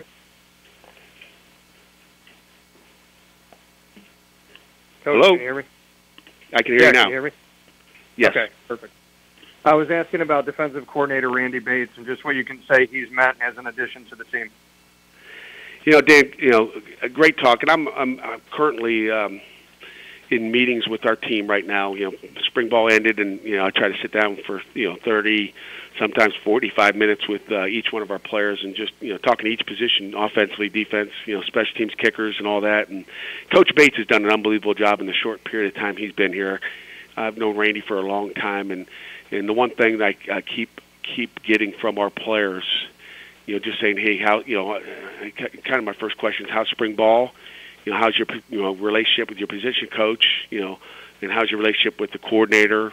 Offensively or defensive or special teams? And the thing I continue to get back is, our players love his attitude, love his energy, and loves their I guess their relationship with Coach Bates at this point. So I think things are going, really, really good. I see a different defense this spring. I see guys playing with a little bit more edge and attitude. And again, he's brought some great things to our program. I think defensively they're, probably about 70% similar to what we are. And then there's that 30% new little things that I think can add into our defense that can make us an elite defense. And then as far as quarterback Kenny Pickett, just what you can say about his evolution, his growth, and building off of some of the positives from last year. Kenny had a really good spring. Sean Watson, our quarterback coach, offensive coordinator, has done a tremendous job of coaching and developing him. He had I think a really good spring. His offense in the spring game with limited talent around him because of splitting up the draft with having a draft, I guess, just having, a backup offensive center snapping to him, maybe half of the receiving core and half of the running back core, and just not having a full complement of his normal players that he had for 14 days of spring ball around him. I think he did a tremendous job. He moved the ball. He had one errant throw, but really the errant throw was probably more on the receiver because he never came back to the ball, kind of hung the quarterback out a little bit. So there's only one turnover in the spring game. So, doesn't turn the ball over, makes great decisions, very accurate, and he's a leader of our offense right now, and our kids trust him and have confidence in him. Thanks, Coach. I appreciate it. Hey, thank you, Dan. Our next question is from Mark Berman with the Roanoke Times. Please proceed. Good afternoon. Speaking of the receivers, what is your assessment of that position as you finished up spring practice? Great question, Mark. My assessment, it's a sore topic, to be honest with you. If I had to say, probably the most disappointing part of the spring was just really, the durability of our receiving core. I think we got some very talented football players there, guys that are going to make a lot of plays, and they're going to be here for us in August. But if I had to say, though, and it's not a major disappointment, just a little bit disappointing that we just didn't keep our guys healthy as we needed to. Is that us as coaches beating them down? I hope not. Is it, maybe guys not taking care of their bodies as well as they need to? But, overall, we just didn't have enough of our top receivers, out there for enough practice. If we talk about 15 of 15, meaning, we give out, a nice piece of pit gear if you make all 15 practices, because that's the only way you can get better. And we had a lot of guys. Matter of fact, we had our offensive line, for example. Every guy practiced every practice, so they got 15 of 15, except for one guy missed one practice. But everybody else made every one of them. And the receiving corps, wasn't that fortunate, I guess. And again, sometimes we're unlucky and guys get banged up and so forth. So, but we've got some playmakers out there. Aaron Matthews, had a great first couple days, and Maurice French is going to be a player for us. Tipton's going to be a player for us. Taysir Mack transferring, had a great spring. Michael Smith is a guy that's going to do some great things, I think, in the future and developing. And some of these young guys got a lot more reps, than maybe they normally would have with some other guys out. Lopes, Raphael had a great spring. Again, was probably one of our tougher guys. May have missed the last 2 or 3 practices, but did not finish 15 of 15. So, we've got a lot of talent in that room. But we just didn't have a lot of use of those. So that was kind of something that they're all 100% healthy right now. But we held them back for whatever reason, and hopefully they have a good summer and stay healthy, through August and into the 2018 season. Thank you. Thank you. Our next question is from Chris Vanini with The Athletics. Please go ahead. Coach, what was the process you went through in deciding what to do with the 10th assistant coach, and how does Corey fit that? Yeah, Chris, the 10th assistant, it's an interesting and great question, because, last summer at this time when they talked about adding the 10th, I said, I don't know what I'm going to do, because my mindset was I'm going to hire a guy to fix any weakness we have. So as the season went on, it was kind of like, what do we need? And, as the season, progressed, you still kind of didn't know where the weakness was. And then, you have some coaching changes. We have a guy take a head job, down in Wofford, and some things move around, and he was kind of had some DB expertise. And then you hire a defensive coordinator who's got more linebacker expertise as opposed to secondary, but he's coaching secondary too. It just made a lot of sense at that point when that move was made to say, we're going to have 2 secondary coaches because we lost a coordinator / secondary coach, and focus on that. And then, really it was simple. I mean, my first thought was it's going to be, probably either a special teams coordinator or running back coach, one or the other, and then maybe a secondary coach because there's 4 guys back there. 2 years ago, I thought, God, if they ever named a 10th coach.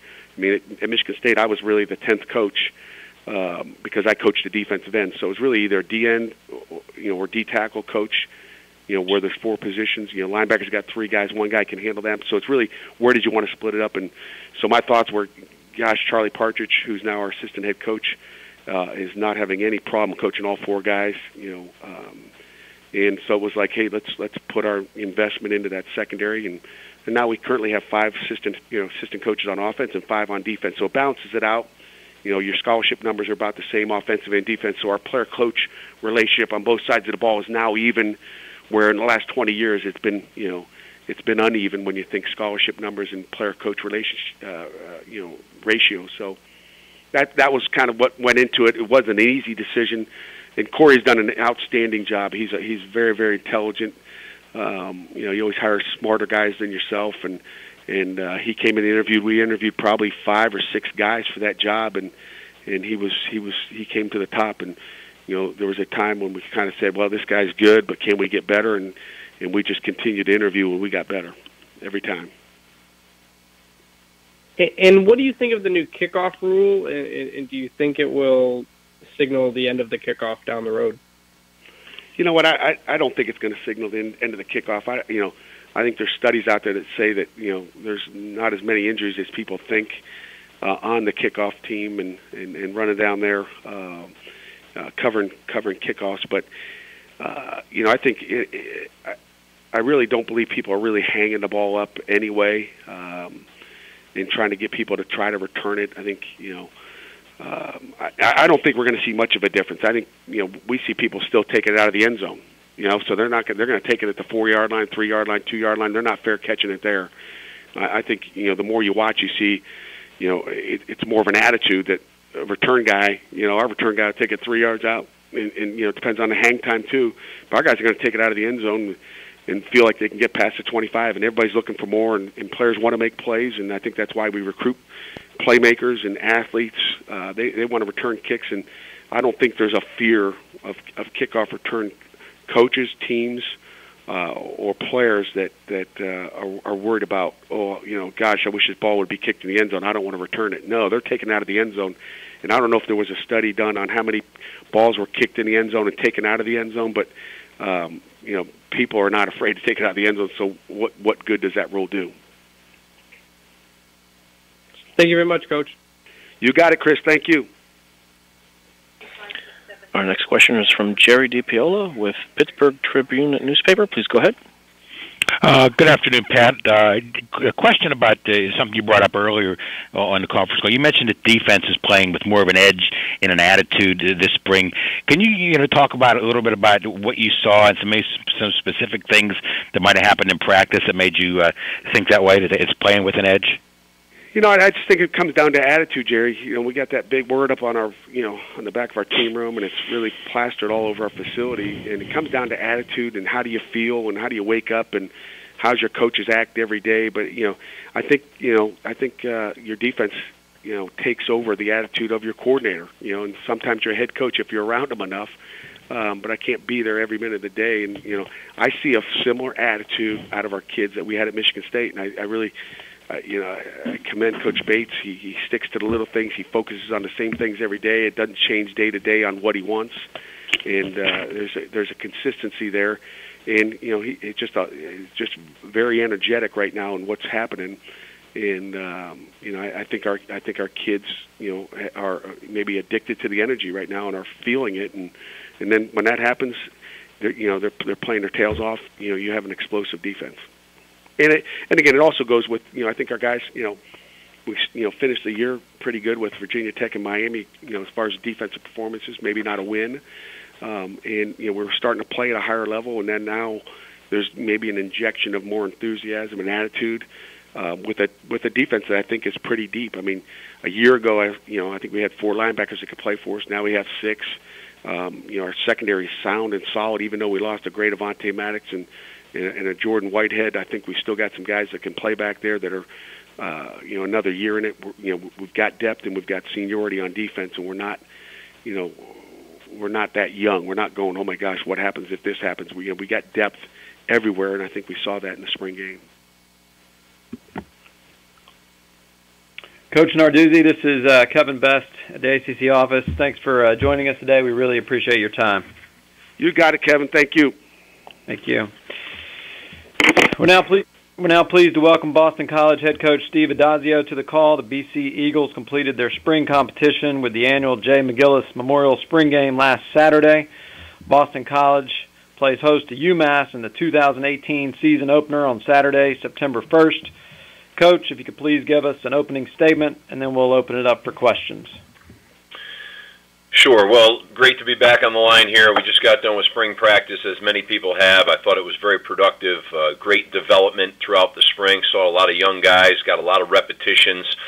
Feel real good about our team. Feel real good about the growth we've made in terms of taking the next step, and looking forward to a great off season and starting this thing up. So when you can come to work every day and feel really good about your team, love being around your team, that's a good sign, and that's how I feel about this football team. So with that, I'm happy to take any questions. And our first question is from the line of Chris Vanini with The Athletics. Please proceed. Coach, when you added Antoine Smith a year ago in an off-field role, what was the plan to promote him to full-time as the 10th assistant a year later?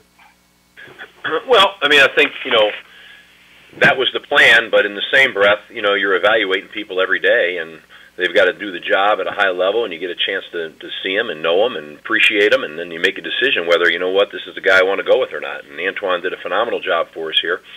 And, I obviously built a relationship with myself, with the other coaches, the players, and so it became a supernatural fit to be able to come in and be the added 10th assistant. So I felt that was a great way to, sometimes when you have an opening, you go hire somebody, you don't really know somebody, it can be a little bit of a gamble. But this was not the case here. So I was really excited to bring Antoine and be a part of our staff, and knew very well what he was capable of and who he was and what he was all about. It matched the values of what I want in this program, and we've had a great productive spring with him at the helm. How valuable is it to have an extra assistant around being able to do things, and why did you decide to have two coaches on the line? Well, I think it's very valuable to have the extra guy, just in terms of the ability to teach and keep your ratios at small numbers. And, I think in this, being able to be wrapped around your team, their welfare, helping them on and off the field, I think when you coach them on the field, you can help them more off the field. And so I think that is very, very valuable. We're in the business of developing young men.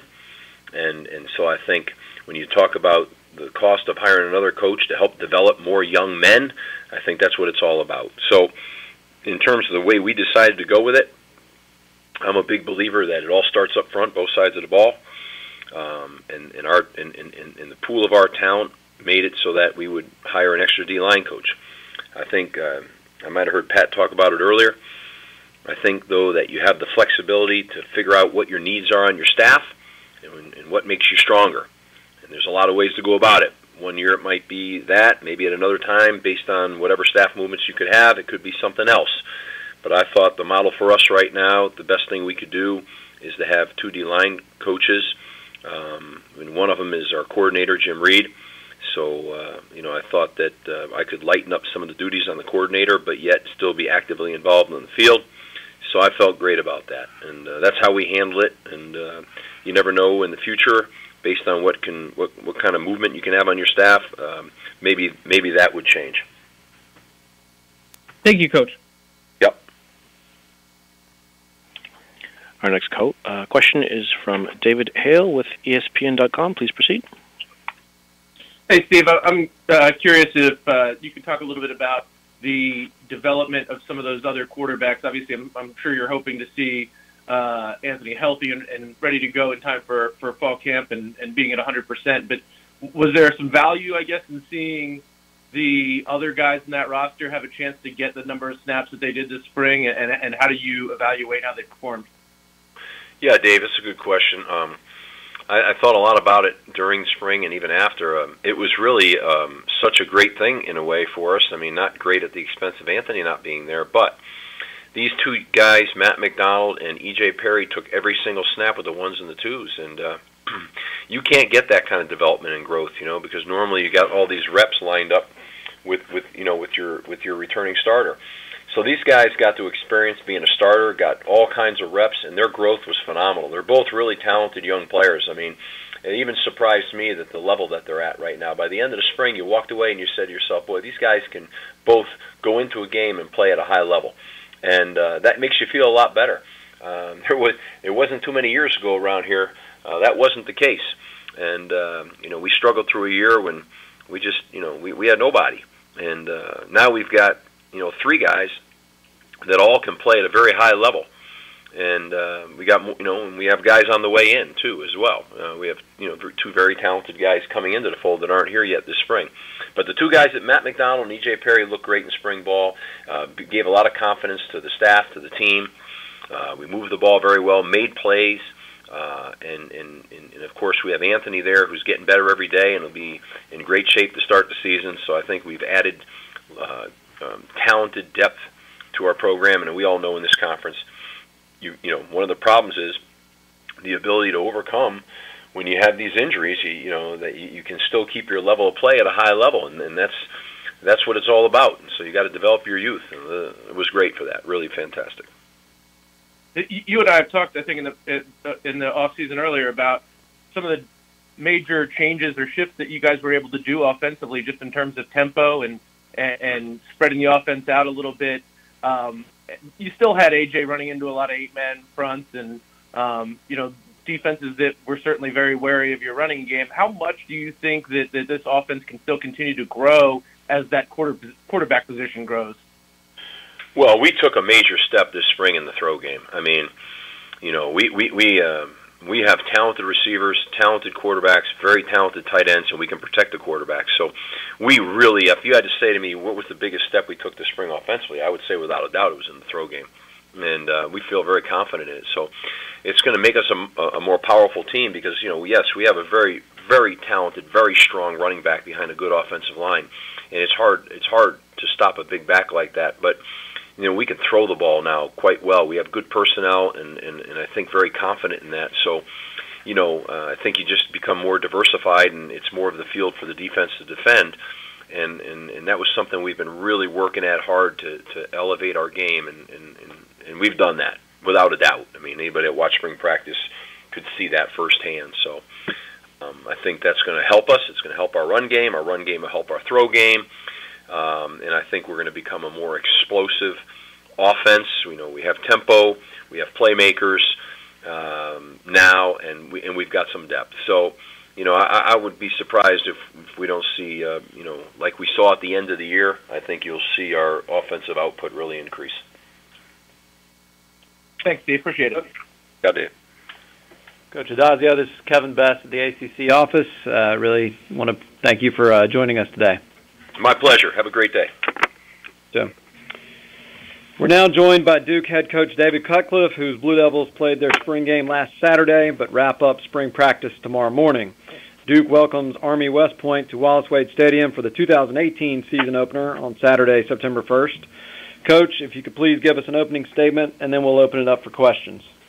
Thank you, Kevin. I think the word, and I've mentioned this multiple times now for us, was competition. We had really good competition between the offense and the defense. I think it made us better. It was a lot of give and take. We've got a lot of competition at almost every position. Doesn't mean you've arrived yet, but this team is deeper than any team we've had, and certainly think it is the fastest team we've put on the field. So I'm excited about the blend of some returning veterans and some very talented young people. And with that, I'll take questions. If you'd like to register for a question, please press 1-4. We have a question from Dan Tortora with wakeupcalldt.com. Please proceed. Good afternoon, Coach. How are you? I'm good, Dan. I hope you're doing well. To speak on the improvements made by quarterback Daniel Jones in his game, just what you have taken away from him through the spring so far.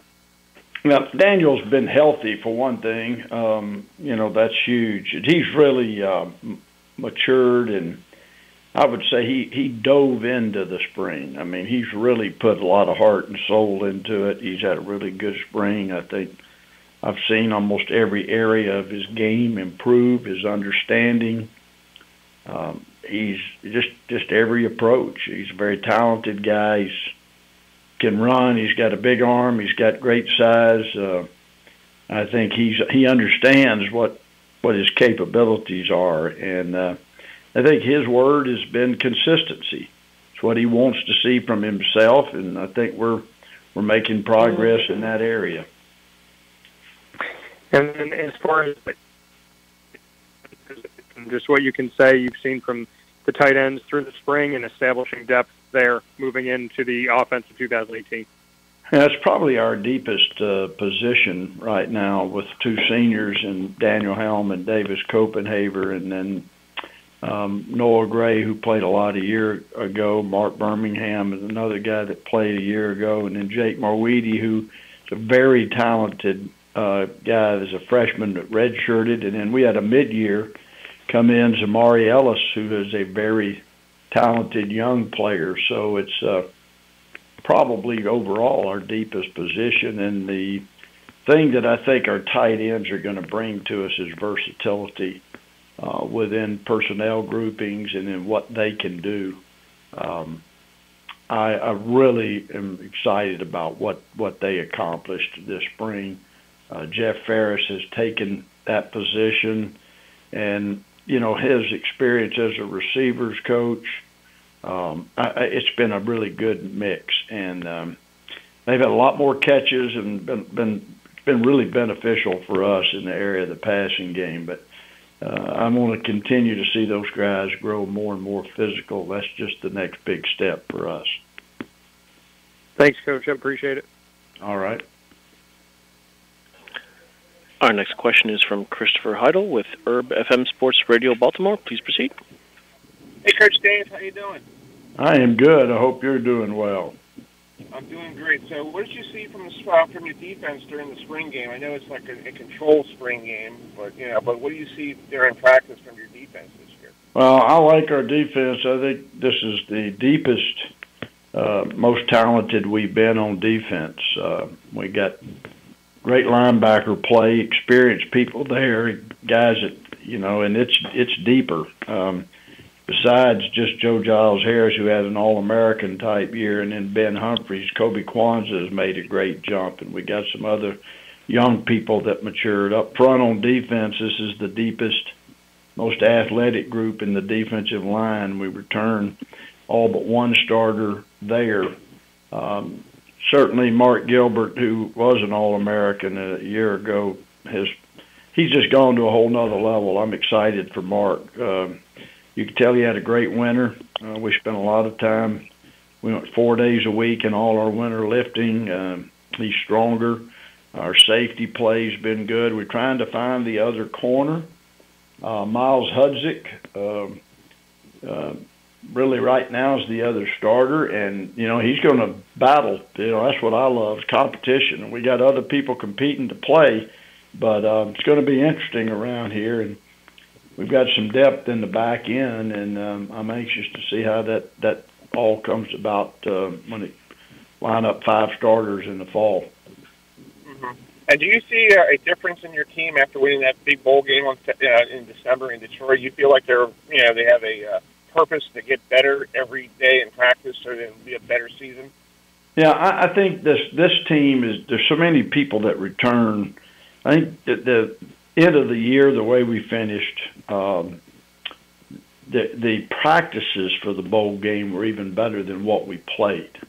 And that's why we played so well. We played a really good team in Northern Illinois, and we played really well. We've continued on that path, and we've got to continue there. Our league, our schedule's tough, but I believe this team is going to be willing to work to be as good as it can be, whatever that is. Well, I hope you have a good summer. Thank you. Our next question is from Andrea Adelson with ESPN.com. Please proceed. You've talked about the depth on the team. Obviously, you've got some veterans coming back, but were there a couple guys who maybe surprised you, who stood out with their play this spring that could be bigger contributors in the fall? Yeah, I think without a doubt, there's been a few. Robert Kraling, everybody kind of has looked, and rightfully so, at our offensive line. Robert Kraling was one of our award winners from the spring. He's a big, talented youngster, and from day one, he looks like a different player on the field at right tackle. We've had really multiple guys. Our transfer in from Ohio State, Jack Wallabaugh, who hadn't played, in 2 years, he redshirted there and then didn't play. I thought he learned the system. I thought Jim Bridge did a great job of getting him up to speed. Zach Harmon in the offensive line he's a returning starter, but he's jumped in there at center and just really played at a high level. Julian Santos is another guy. But, I think just all our young safety play, Michael Carter, Marquise Waters, Damani Neal, Leonard Johnson. You're talking about athletes. That's the best group of young athletes we've had at one position. So it's interesting with Jordan Hayes hurt and missing all spring, and Jeremy McDuffie. I would say both of those two guys, all of this has gotten their attention. Lummy Young's another one I'll mention. of the young safeties. They just put on a show, a big part of this spring. I mean, from everything from pick sixes to big hits to, I think Matt Guerreri's done a tremendous job with that young group getting them ready. Thank you. Appreciate it. All right. Coach, Kevin here at the ACC office. Really appreciate you taking the time to join us today. Thank you, Kevin. Have a great day. All right, you too.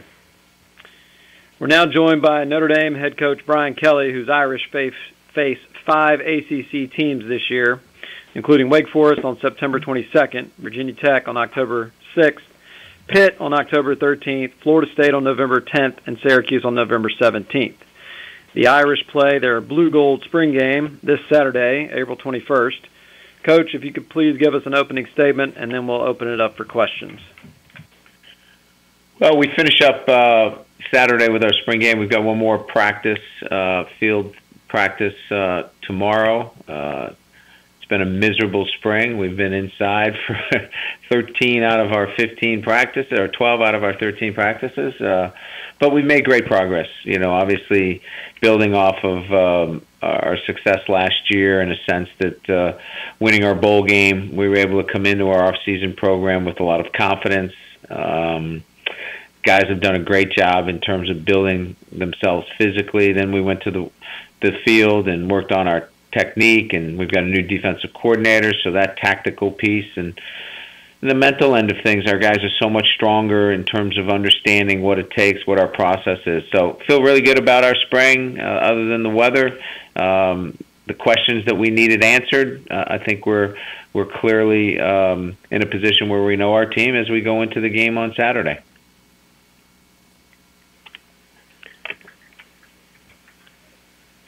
If you would like to register for a question, please press 1-4. We have a question from Mark Berman with the Roanoke Times. Please proceed.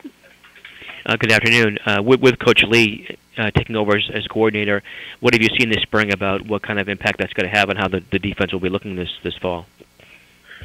Well, from a system standpoint, very, very similar. There's just some slight tweaks here and there and some technique that we wanted to make some what we thought were appropriate adjustments for our personnel, but it looks and everything in terms of its foundation is what was developed last year. His style is different than Mike Elko, and I think everybody has their own style, but he's a great communicator. The guys really trust him. He takes the time. And I think when our players, you know, when you look at the end of the day, players want to know why, and they want to know how they can be the best they can be. And he does a great job of communicating that, and I've seen that play out in the way they've practiced. Thank you.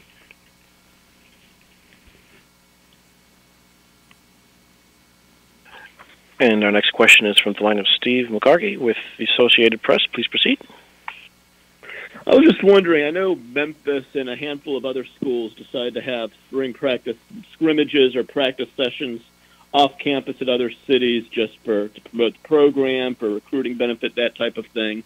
I was wondering if you had ever thought about doing that or ever had done that any of the places you've coached, and why more schools don't do something like that, you think?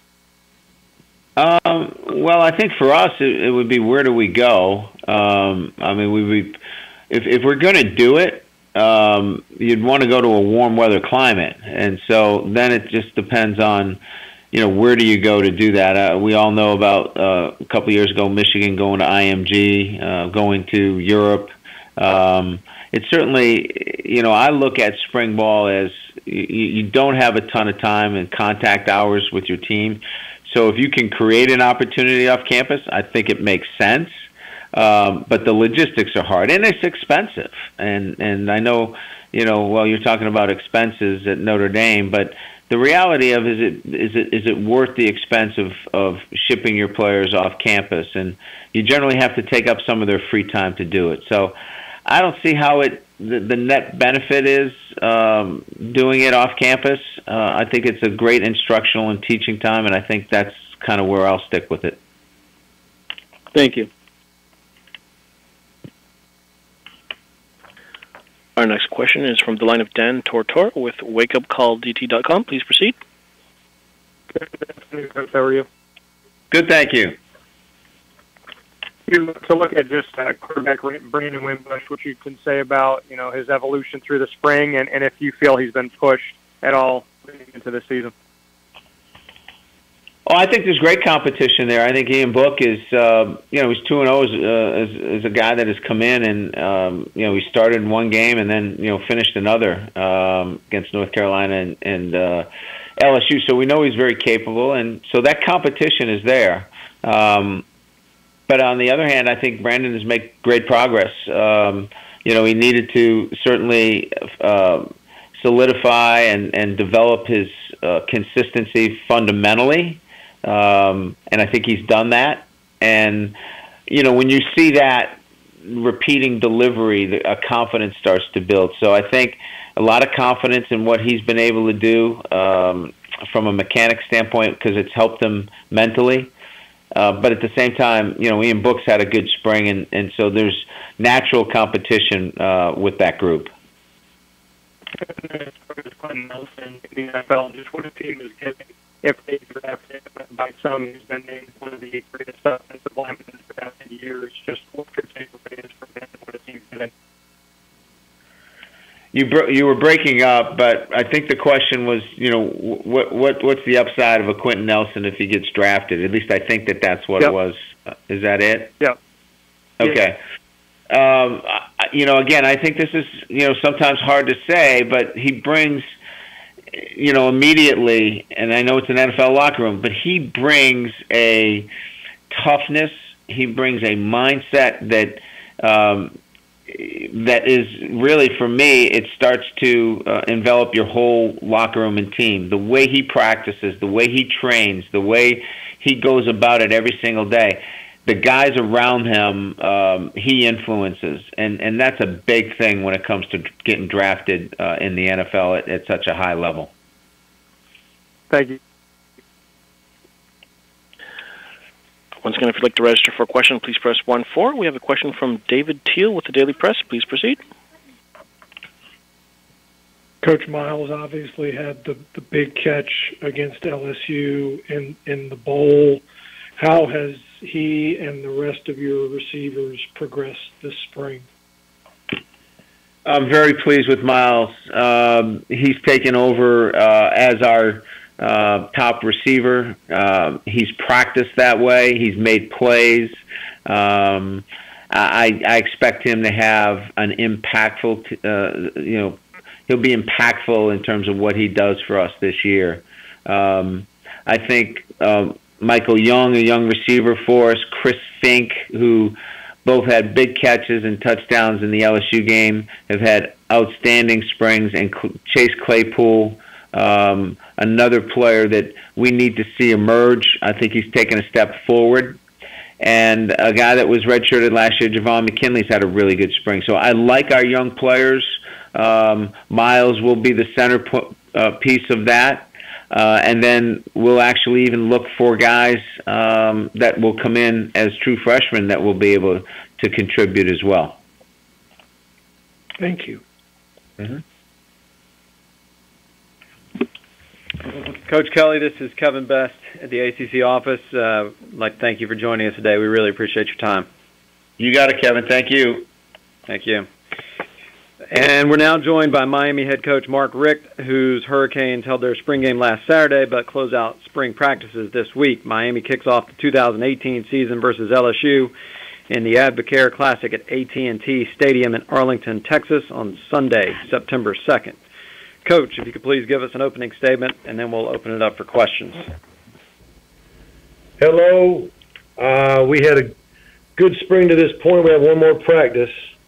We're going Saturday. We're going to scrimmage some situations, a little bit of overtime and 1-minute drill and some third downs, and then we'll get some younger guys that haven't had a lot of work and finish up with a good little scrimmage for those guys. But we had our spring game last week, and we're just finishing up Saturday. We got a big alumni weekend. We have over 280 former players showing up to just hang out, spend time on Friday for afternoon, Friday night, and then Saturday after practice, after the scrimmage in the morning, we'll have a barbecue with them. So a lot of our former greats show up, and I think they're all great. So looking forward to that.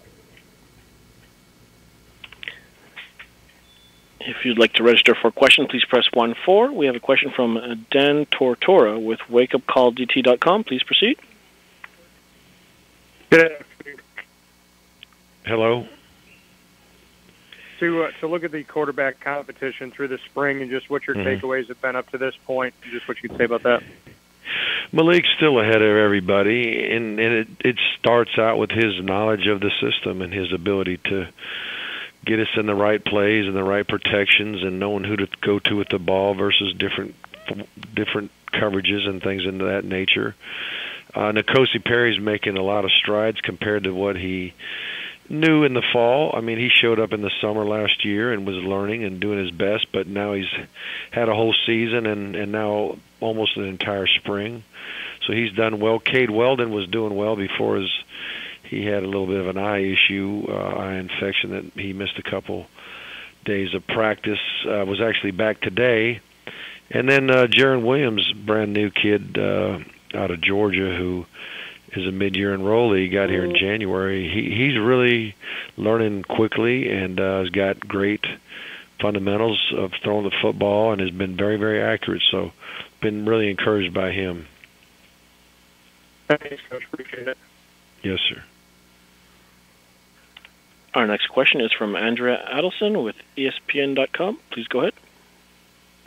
Mark, you had a player injured on a kickoff last year. Now he can't play again, and I'm wondering if you had any different or unique thoughts on the new kickoff rule changes and whether you think that might prevent injuries like the one Malik suffered. Well, I think if people fair catch inside the 25, it'll probably cut down on those kind of high-speed collisions. I haven't even talked to Todd Hartley, our special teams coordinator, about how we're going to try to handle that strategically, either from a return standpoint or even a kickoff standpoint. It's going to be interesting to see what people do. I don't know, but I know by the grace of God, Malik is fine as far as, he's going to be able to have a very normal rest of his life, even though it's not going to be playing football, and he's already helping us as a coach, and he wants to be an entrepreneur. He already is an entrepreneur. He's got a clothing line that he's working on, and he's going to have great success. So, thankfully the injury wasn't one that would keep him from having a normal life. Thank you. You're welcome. We have a question from the line of Christopher Heidel with Herb FM Sports Radio Baltimore. Please proceed. Hey, Coach Mark, how you doing? I'm doing well. How are you? Doing great. How's Lawrence doing in spring practice? How's he doing? I'm sorry, who are you asking? Lawrence Kager. How's he doing? Our kicker? No, Kager, the wide receiver from Calvert Hall. Oh, Cager. I'm sorry. Yeah, that's okay. Okay, Lawrence Cager. I didn't put two and two together. Cager's really had a great spring. Mostly great. He's had a couple times where maybe he didn't get his block or didn't make a catch when he probably should have, and known that he should have. But he's tall, he's fast, he's athletic, he's got good ball skills. He's another guy that really knows what to do and how to do it. And when he plays big, when he plays 6'4", 6'5", like he is, he really can be special. So we just want him to be special on a very consistent basis, and I think he had a good spring for that. And what is one thing you like to see for your team next year to improve on? Is there one that I know there's tons of things to improve on? Well, we just need to be physical at every position across the board. Our receivers, and we did block last year well in the perimeter, but we got to continue to block and even block better, with our receivers, our backs, our tight ends, obviously our linemen. We were a pretty good tackling team last year. We were good at getting the ball out. We had over 31 turnovers, I think it was. And we protected the ball well till the very end. Had a bad spell the last couple games, but our turnover ratio as a team was good. But I think just guys need to, rise to the occasion and make plays when they count the most. And we had some moments of that too, but we just got to do it on a more consistent basis. Well, I hope you enjoy the rest of the spring. Thank you. We have a question from the line of David Hale with ESPN.com. Please proceed. Hey, Mark, I remember last offseason you were pretty upfront about looking for some transfers to come in. I think you would even put it on Twitter saying, hey, if you want to play running back, here's a good place to go do it. Is that, A, is that a priority for you again this offseason to try and bring in a couple more bodies? And B, did you find that to be an effective strategy, being sort of like putting it out there and saying, hey, let me know? Well, you know what happened? What I should have done is move DJ Dallas to running back earlier than I did. We kind of hoped and prayed that we stayed healthy, and then when Walton got hurt, and now it's like, you know, Homer's doing a good job, but we need DJ to be a running back, and he spent the whole off season trimming down to play a receiver. He got down in the 190s. You know, now that he's been training to be a running back, you know, he's in the 220. He's in the 220 range, and I should have told him that because he was a mid-year kid. If I'd have put him at tailback last spring, we wouldn't have really had to put an advertisement out there for a mid-year transfer. But you know, we're always up for a guy who's a graduate transfer, especially because they are mature, and if they can help you in a certain position, that's huge. And then when it comes to recruiting your next class, it really doesn't keep you from bringing in a mid-year. It doesn't keep you from signing another kid. So, you know, they're almost there's hardly any risk to that other than the type of character that you bring in. Is that something, you know, you've been doing this a long time, is that one of the biggest sort of differences that's happened over the last few years in terms of coaching and recruiting, is just kind of adjusting to the number of guys who, as graduate transfers, are moving around? Right. I mean, even on signing date, if you don't get your number, it's okay, because you need to have a number left if something pops at the end of spring and you're like, hey, this kid wants to transfer and he can help us. You know, if you're full, you can't bring him in, you know, so you do have to have space for these guys. And so that's why, you know, unless you get exactly who you want in the recruiting process on signing date, don't sign somebody just to say you signed them. You know, don't sign a guy just to say, well, we need depth. Just hang in there, and a graduate transfer may pop and help you, you know, get what you need for the moment and still be able to recruit your next class without it keeping you from bringing in a guy at mid-year. Thanks, Mark. Appreciate it. You're welcome. Once again, if you'd like to register for a question, please press 1-4 on your telephone. We have a question from Safed Dean with Orlando Sentinel. Please go ahead. Hey, Mark. How are you? I'm fine. How are you? Great. I'm not sure the last time you may have touched base with Coach Bowden, but I wanted to get your impressions on Willie Taggart, the things he's done here at Florida State in his new tenure, and him bringing Coach Bowden back into the fold with the program after Coach Bowden has kind of been away from it the last couple of years. Yeah, well, Coach Bowden, we all know that Florida State wouldn't be where they are without Coach Bobby Bowden. I mean, he was the difference maker in a program that was struggling, quite frankly. And, you know, he brought Florida State into national prominence, and the reason why they're still there is the foundation that he built. And he should be back, and he should be around, and I applaud Coach Taggart for doing that. It's the right thing to do, and I'm glad to see it. Mm-hmm. Do you think there's, you know, maybe what reasons, you know, Bobby kind of stayed away from the program for so long? And yeah, well, I don't know the answer to that, but I know if I was at a school for 30-some years and then I retired, you know, if you think somehow or another you might end up being a distraction, that might cross your mind to say, you know, hey, the new coach needs the players to respond to him, and you know that could have been it. But you know, I really don't know, other than he wasn't there and now he is, and I think that's awesome. Thank you so much. You're welcome. Coach Rick, this is Kevin Best at the ACC office. I'd like to thank you for joining us today. Really appreciate your time. Okay, great. We'll see you guys. All right. We're now joined by Clemson head coach Dabo Swinney. The Tigers wrapped up the spring with their annual spring game last Saturday in front of more than 55,000 fans at Memorial Stadium. Clemson plays host to Furman in the 2018 season opener on Saturday, September 1st.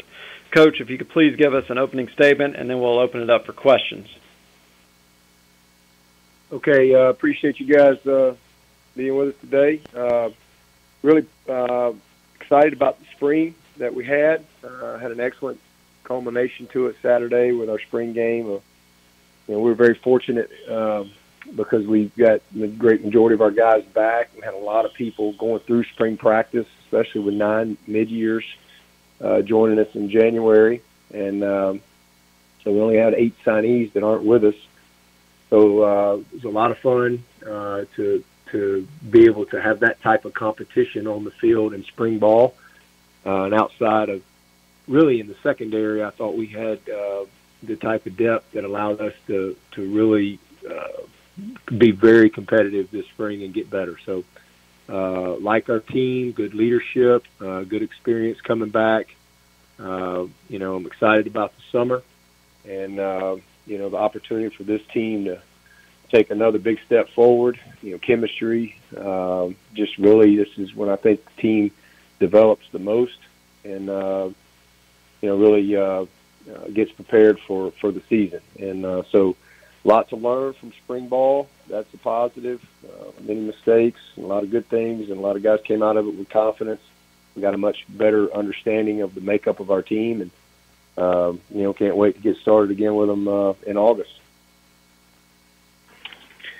If you would like to register for a question, please press 1-4 on your telephone. We have a question from Dan Tortora with wakeupcalldt.com. Please proceed. Good afternoon, Coach. How are you? Hey, I'm great. How are you? Good. To look at coming out of the spring with Kelly Bryant, Trevor Lawrence, Hunter Johnson, Chase Bryce, just what you can say about the quarterback position as you head into the summer and then into the fall. Well, we got a really good situation.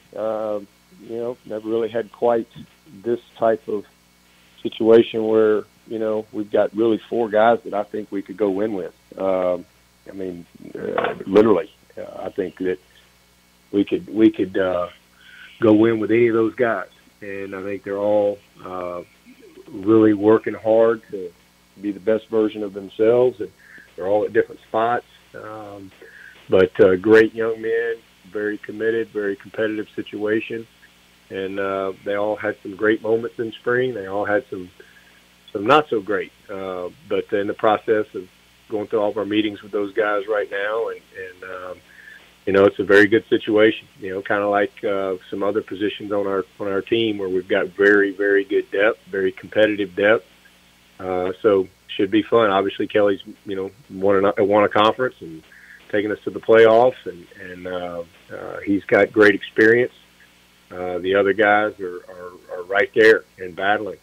So it's a great competition, and I don't have any doubt when it comes September, we're going to be in a much better situation. Last year we were starting over, and Kelly had no experience, and Hunter was just getting here trying to figure it out.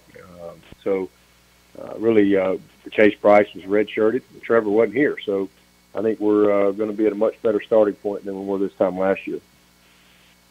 And then as far as the receiving core with Deion Kane and Ray McLeod heading forward to the NFL, just what you think they can be to an NFL team, and then secondly, just what you have seen out of your receiver core in the spring thus far.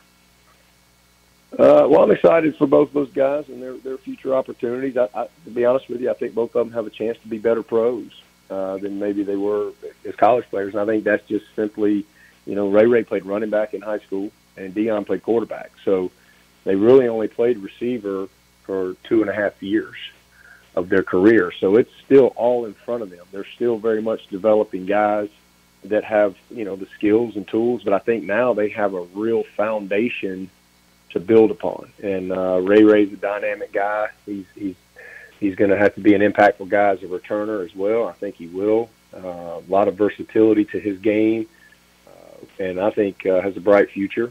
And same thing with Deion. I think Deion got a chance to be a great pickup for someone. He's dynamic. He can play multiple positions. And the same thing, he really just now, I think, has the foundation in place to be a great receiver. He's got good experience. Last year we were kind of starting over. And, so even though Dion and Ray are gone, we had a lot of guys getting their first opportunities last year, and that's, like Amari Rogers. And DeAndre Overton got some good experience last year. T. Higgins was a guy that had an unbelievable spring for us. Hunter Renfro is going to be back. Kid I'm probably as excited about as anybody, really two guys, and that's Travion Thompson and T.J. Chase.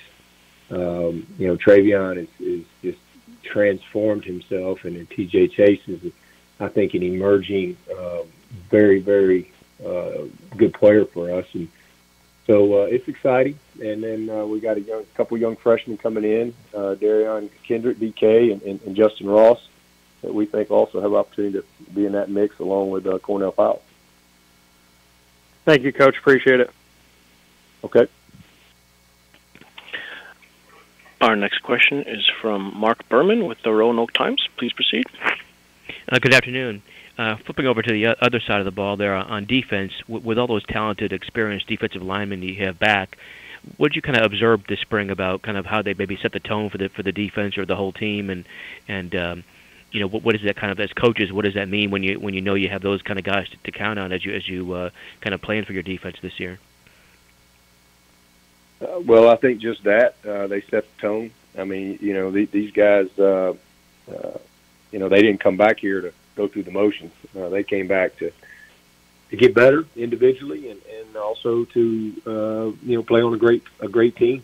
But those guys up front, just tremendous leadership and incredible commitment to what we do and how we do it. And when your best players are like that, it sure makes everybody else pick their game up, and great energy level at practice and so forth. So it was fun to watch, and then to be able to see them mentor and nurture the young guys that we have that at some point will be taking their place when they're out of here. Is as a coach, man, it's fun to watch. It's fun to watch them take pride in that, and that's what we saw. But there's no question about it. We're gonna have a good defensive line, and I'm excited for those guys and their opportunities in this upcoming season. Thank you. Our next question is from the line of Christopher Heidel with Herb FM Sports Radio Baltimore. Please proceed. Hi, Dabo. How you doing? I'm great. Thank you. I want to ask you about that wonderful golf cart you gave your sports information director. I talked to him on the show last night. Let's talk about that gift you gave him. Oh, man. Well, it was a blessing to be able to do that. And, love Tim Beret. He's been an amazing asset to Clemson University for a long time. But certainly for me, I've been the head coach. This will be my 10th year coming up. And he's been with me every step of the way, and has just been a great friend, and just a great mentor, and someone that I could always count on. And he's retiring, but he's still going to be around. But we just want to give him something that would be special, that he would really enjoy and use. He's an avid golfer, and he lives in a little golfing community, so he'll have an opportunity to enjoy that. For hopefully many years to come. Well, good luck and enjoy the rest of your spring. Thank you. And we have a question from Safid Dean with the Orlando Sentinel. Please go ahead. Hey, Dabo, how are you? I'm great. I wanted to ask your impressions of new Florida State coach Willie Taggart, and I know you've had some battles with Florida State over the years. What are some things that you think Willie Taggart's doing great, and what are some things you think he can bring to the conference? Well, I haven't been around Willie a whole lot in my career. I did get to meet him. He actually came through Clemson. I guess it was not long after he had the Oregon job, maybe last spring. I think he came through here just kind of stopped through for a day or so with his coaches, and it's really the first time I met him. But I mean, he's got a great track record, been successful everywhere he's been, and as far as Florida State, I mean, I think he's a good fit. Obviously, knows the area. He's recruited the state for a long time, and he's off to a good start. So don't have any doubt that he'll do an excellent job. I know you have a closer connection with Terry Bowden than you do Bobby Bowden, but you're really fond of Bobby. Willie has kind of done, a great job of bringing Bobby back to the program. I just wanted to get maybe your impression of that. What did you think of, a new coach kind of inviting a legend back to a program like that, like how Willie has done with Bobby? I think that's pretty smart. I don't know why. You wouldn't. I mean, Bobby. I don't know why you would not. Bobby Bowden is. He's going to be. When you think of Florida State, you're going to always think of Bobby Bowden forever. It's like when you think of Alabama, you think of Bear Bryant, and that, it always will be the case. And certainly Nick Saban has carved his own identity. But I promise you, if Coach Bryant was alive today, Nick Saban would have him over there. So, I just think that he's there a long time and an incredible understanding of Florida State and the people there, and knows everyone. And I'm not surprised at all. I don't really know even what you're referencing to, but I'm not surprised at all if he's reached out to Coach Bowden and embraced him and try to get him involved in the program. I think that's a very smart move. Cool. Thank you so much, Dabo. I appreciate it. You got it.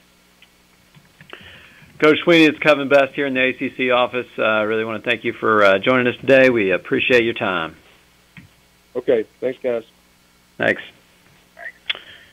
We're now joined by NC State head coach Dave Dorn, whose Wolfpack wrapped up spring practice with the K-Yao spring game on April 7th. The Pack opens up the 2018 season by playing host to James Madison on Saturday, September 1st.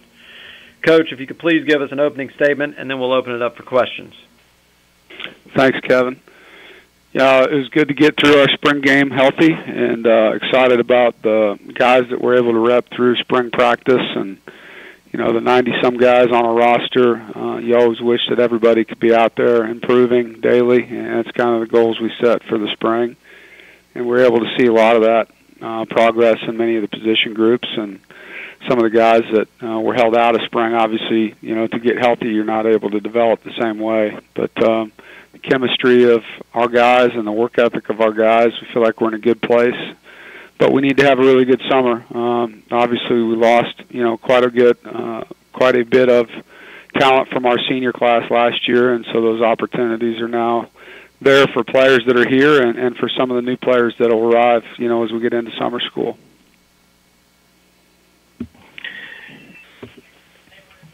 If you would like to register for a question, please press the 1 followed by the 4 on your telephone.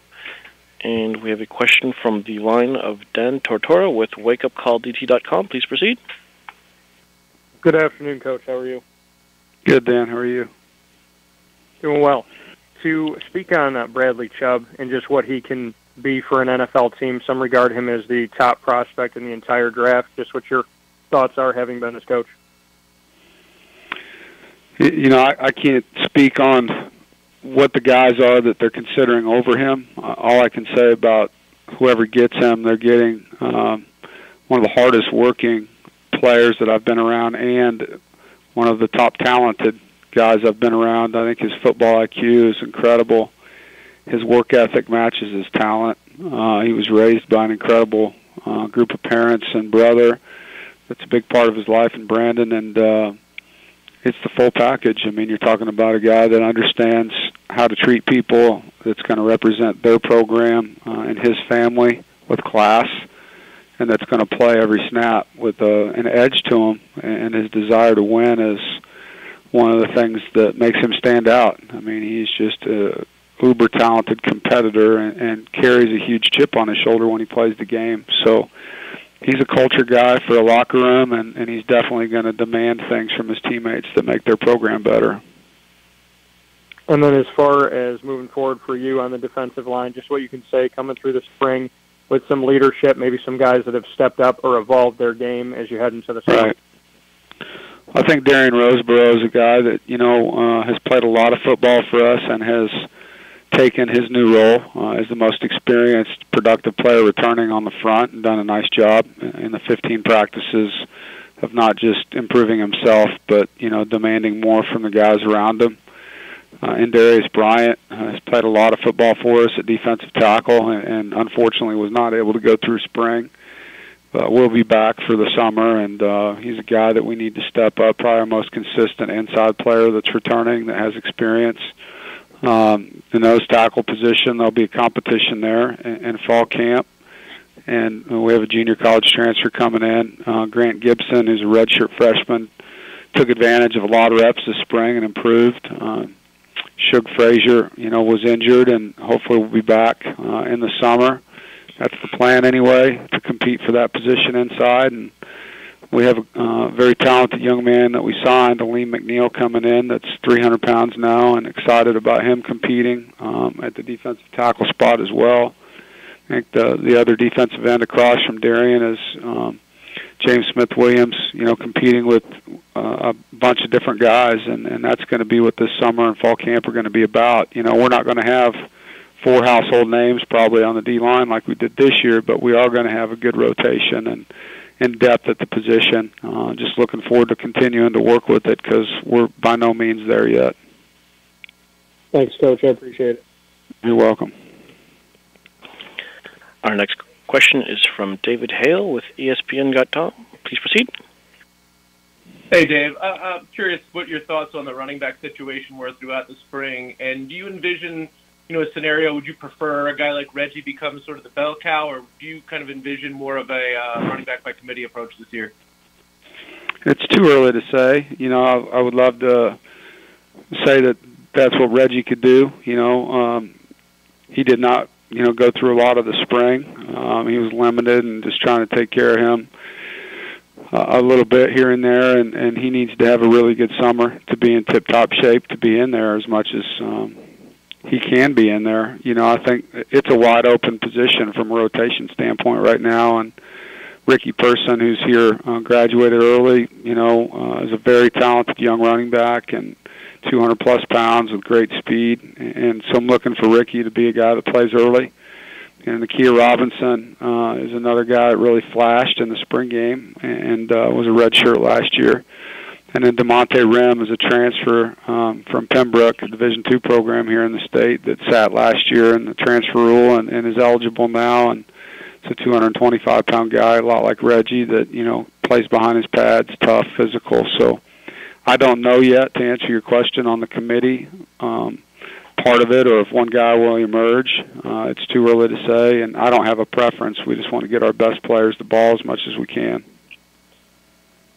Given that the success that certainly Ryan had running play action last year, that's got to be such a crucial part of your game plan that I assume that finding at least some, either whether it's committee or one guy, that finding that answer there has got to be one of your top priorities for the offseason?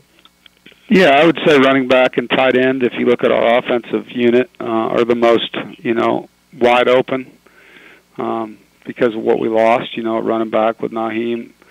Obviously not coming back, and then losing Cole Cook and Jalen Samuels. So those are 3 guys that, played a lot of snaps that we need to replace, and there's a lot of bodies there. It's just, it's too early to say. There's good competition, and we're going to let that play out for a while. Thanks. You bet. And we have a question from Mark Berman with the Roanoke Times. Please proceed. Good afternoon. What's your assessment of the place kicking situation coming out of the spring? I was really pleased with Chris Dunn. He was an early grad, transferred in, very consistent every day, has great work ethic and detail, and has a nice routine, he feels comfortable with, and the pressure kicks that he had in front of the team and, with the rush, he did a tremendous job, and our snapper and holder have done a nice job helping him, kind of adapt and not have a lot of things to worry about. So he will be our starting kicker, and the kickoff part of it we haven't really made a decision on yet between him and Kyle Bambard. And what's Carson's Wise's health situation there? I guess he didn't participate this spring. No, he has an injury in his leg and probably won't play again. Thank you. Coach Doran, this is Kevin here in Greensboro at the ACC office. I'd like to thank you for joining us today. We really appreciate your time. Thanks for having me, Kevin. Go Pack. Thanks. And that concludes today's ACC football spring head coaches teleconference. Thanks, everybody, for joining us.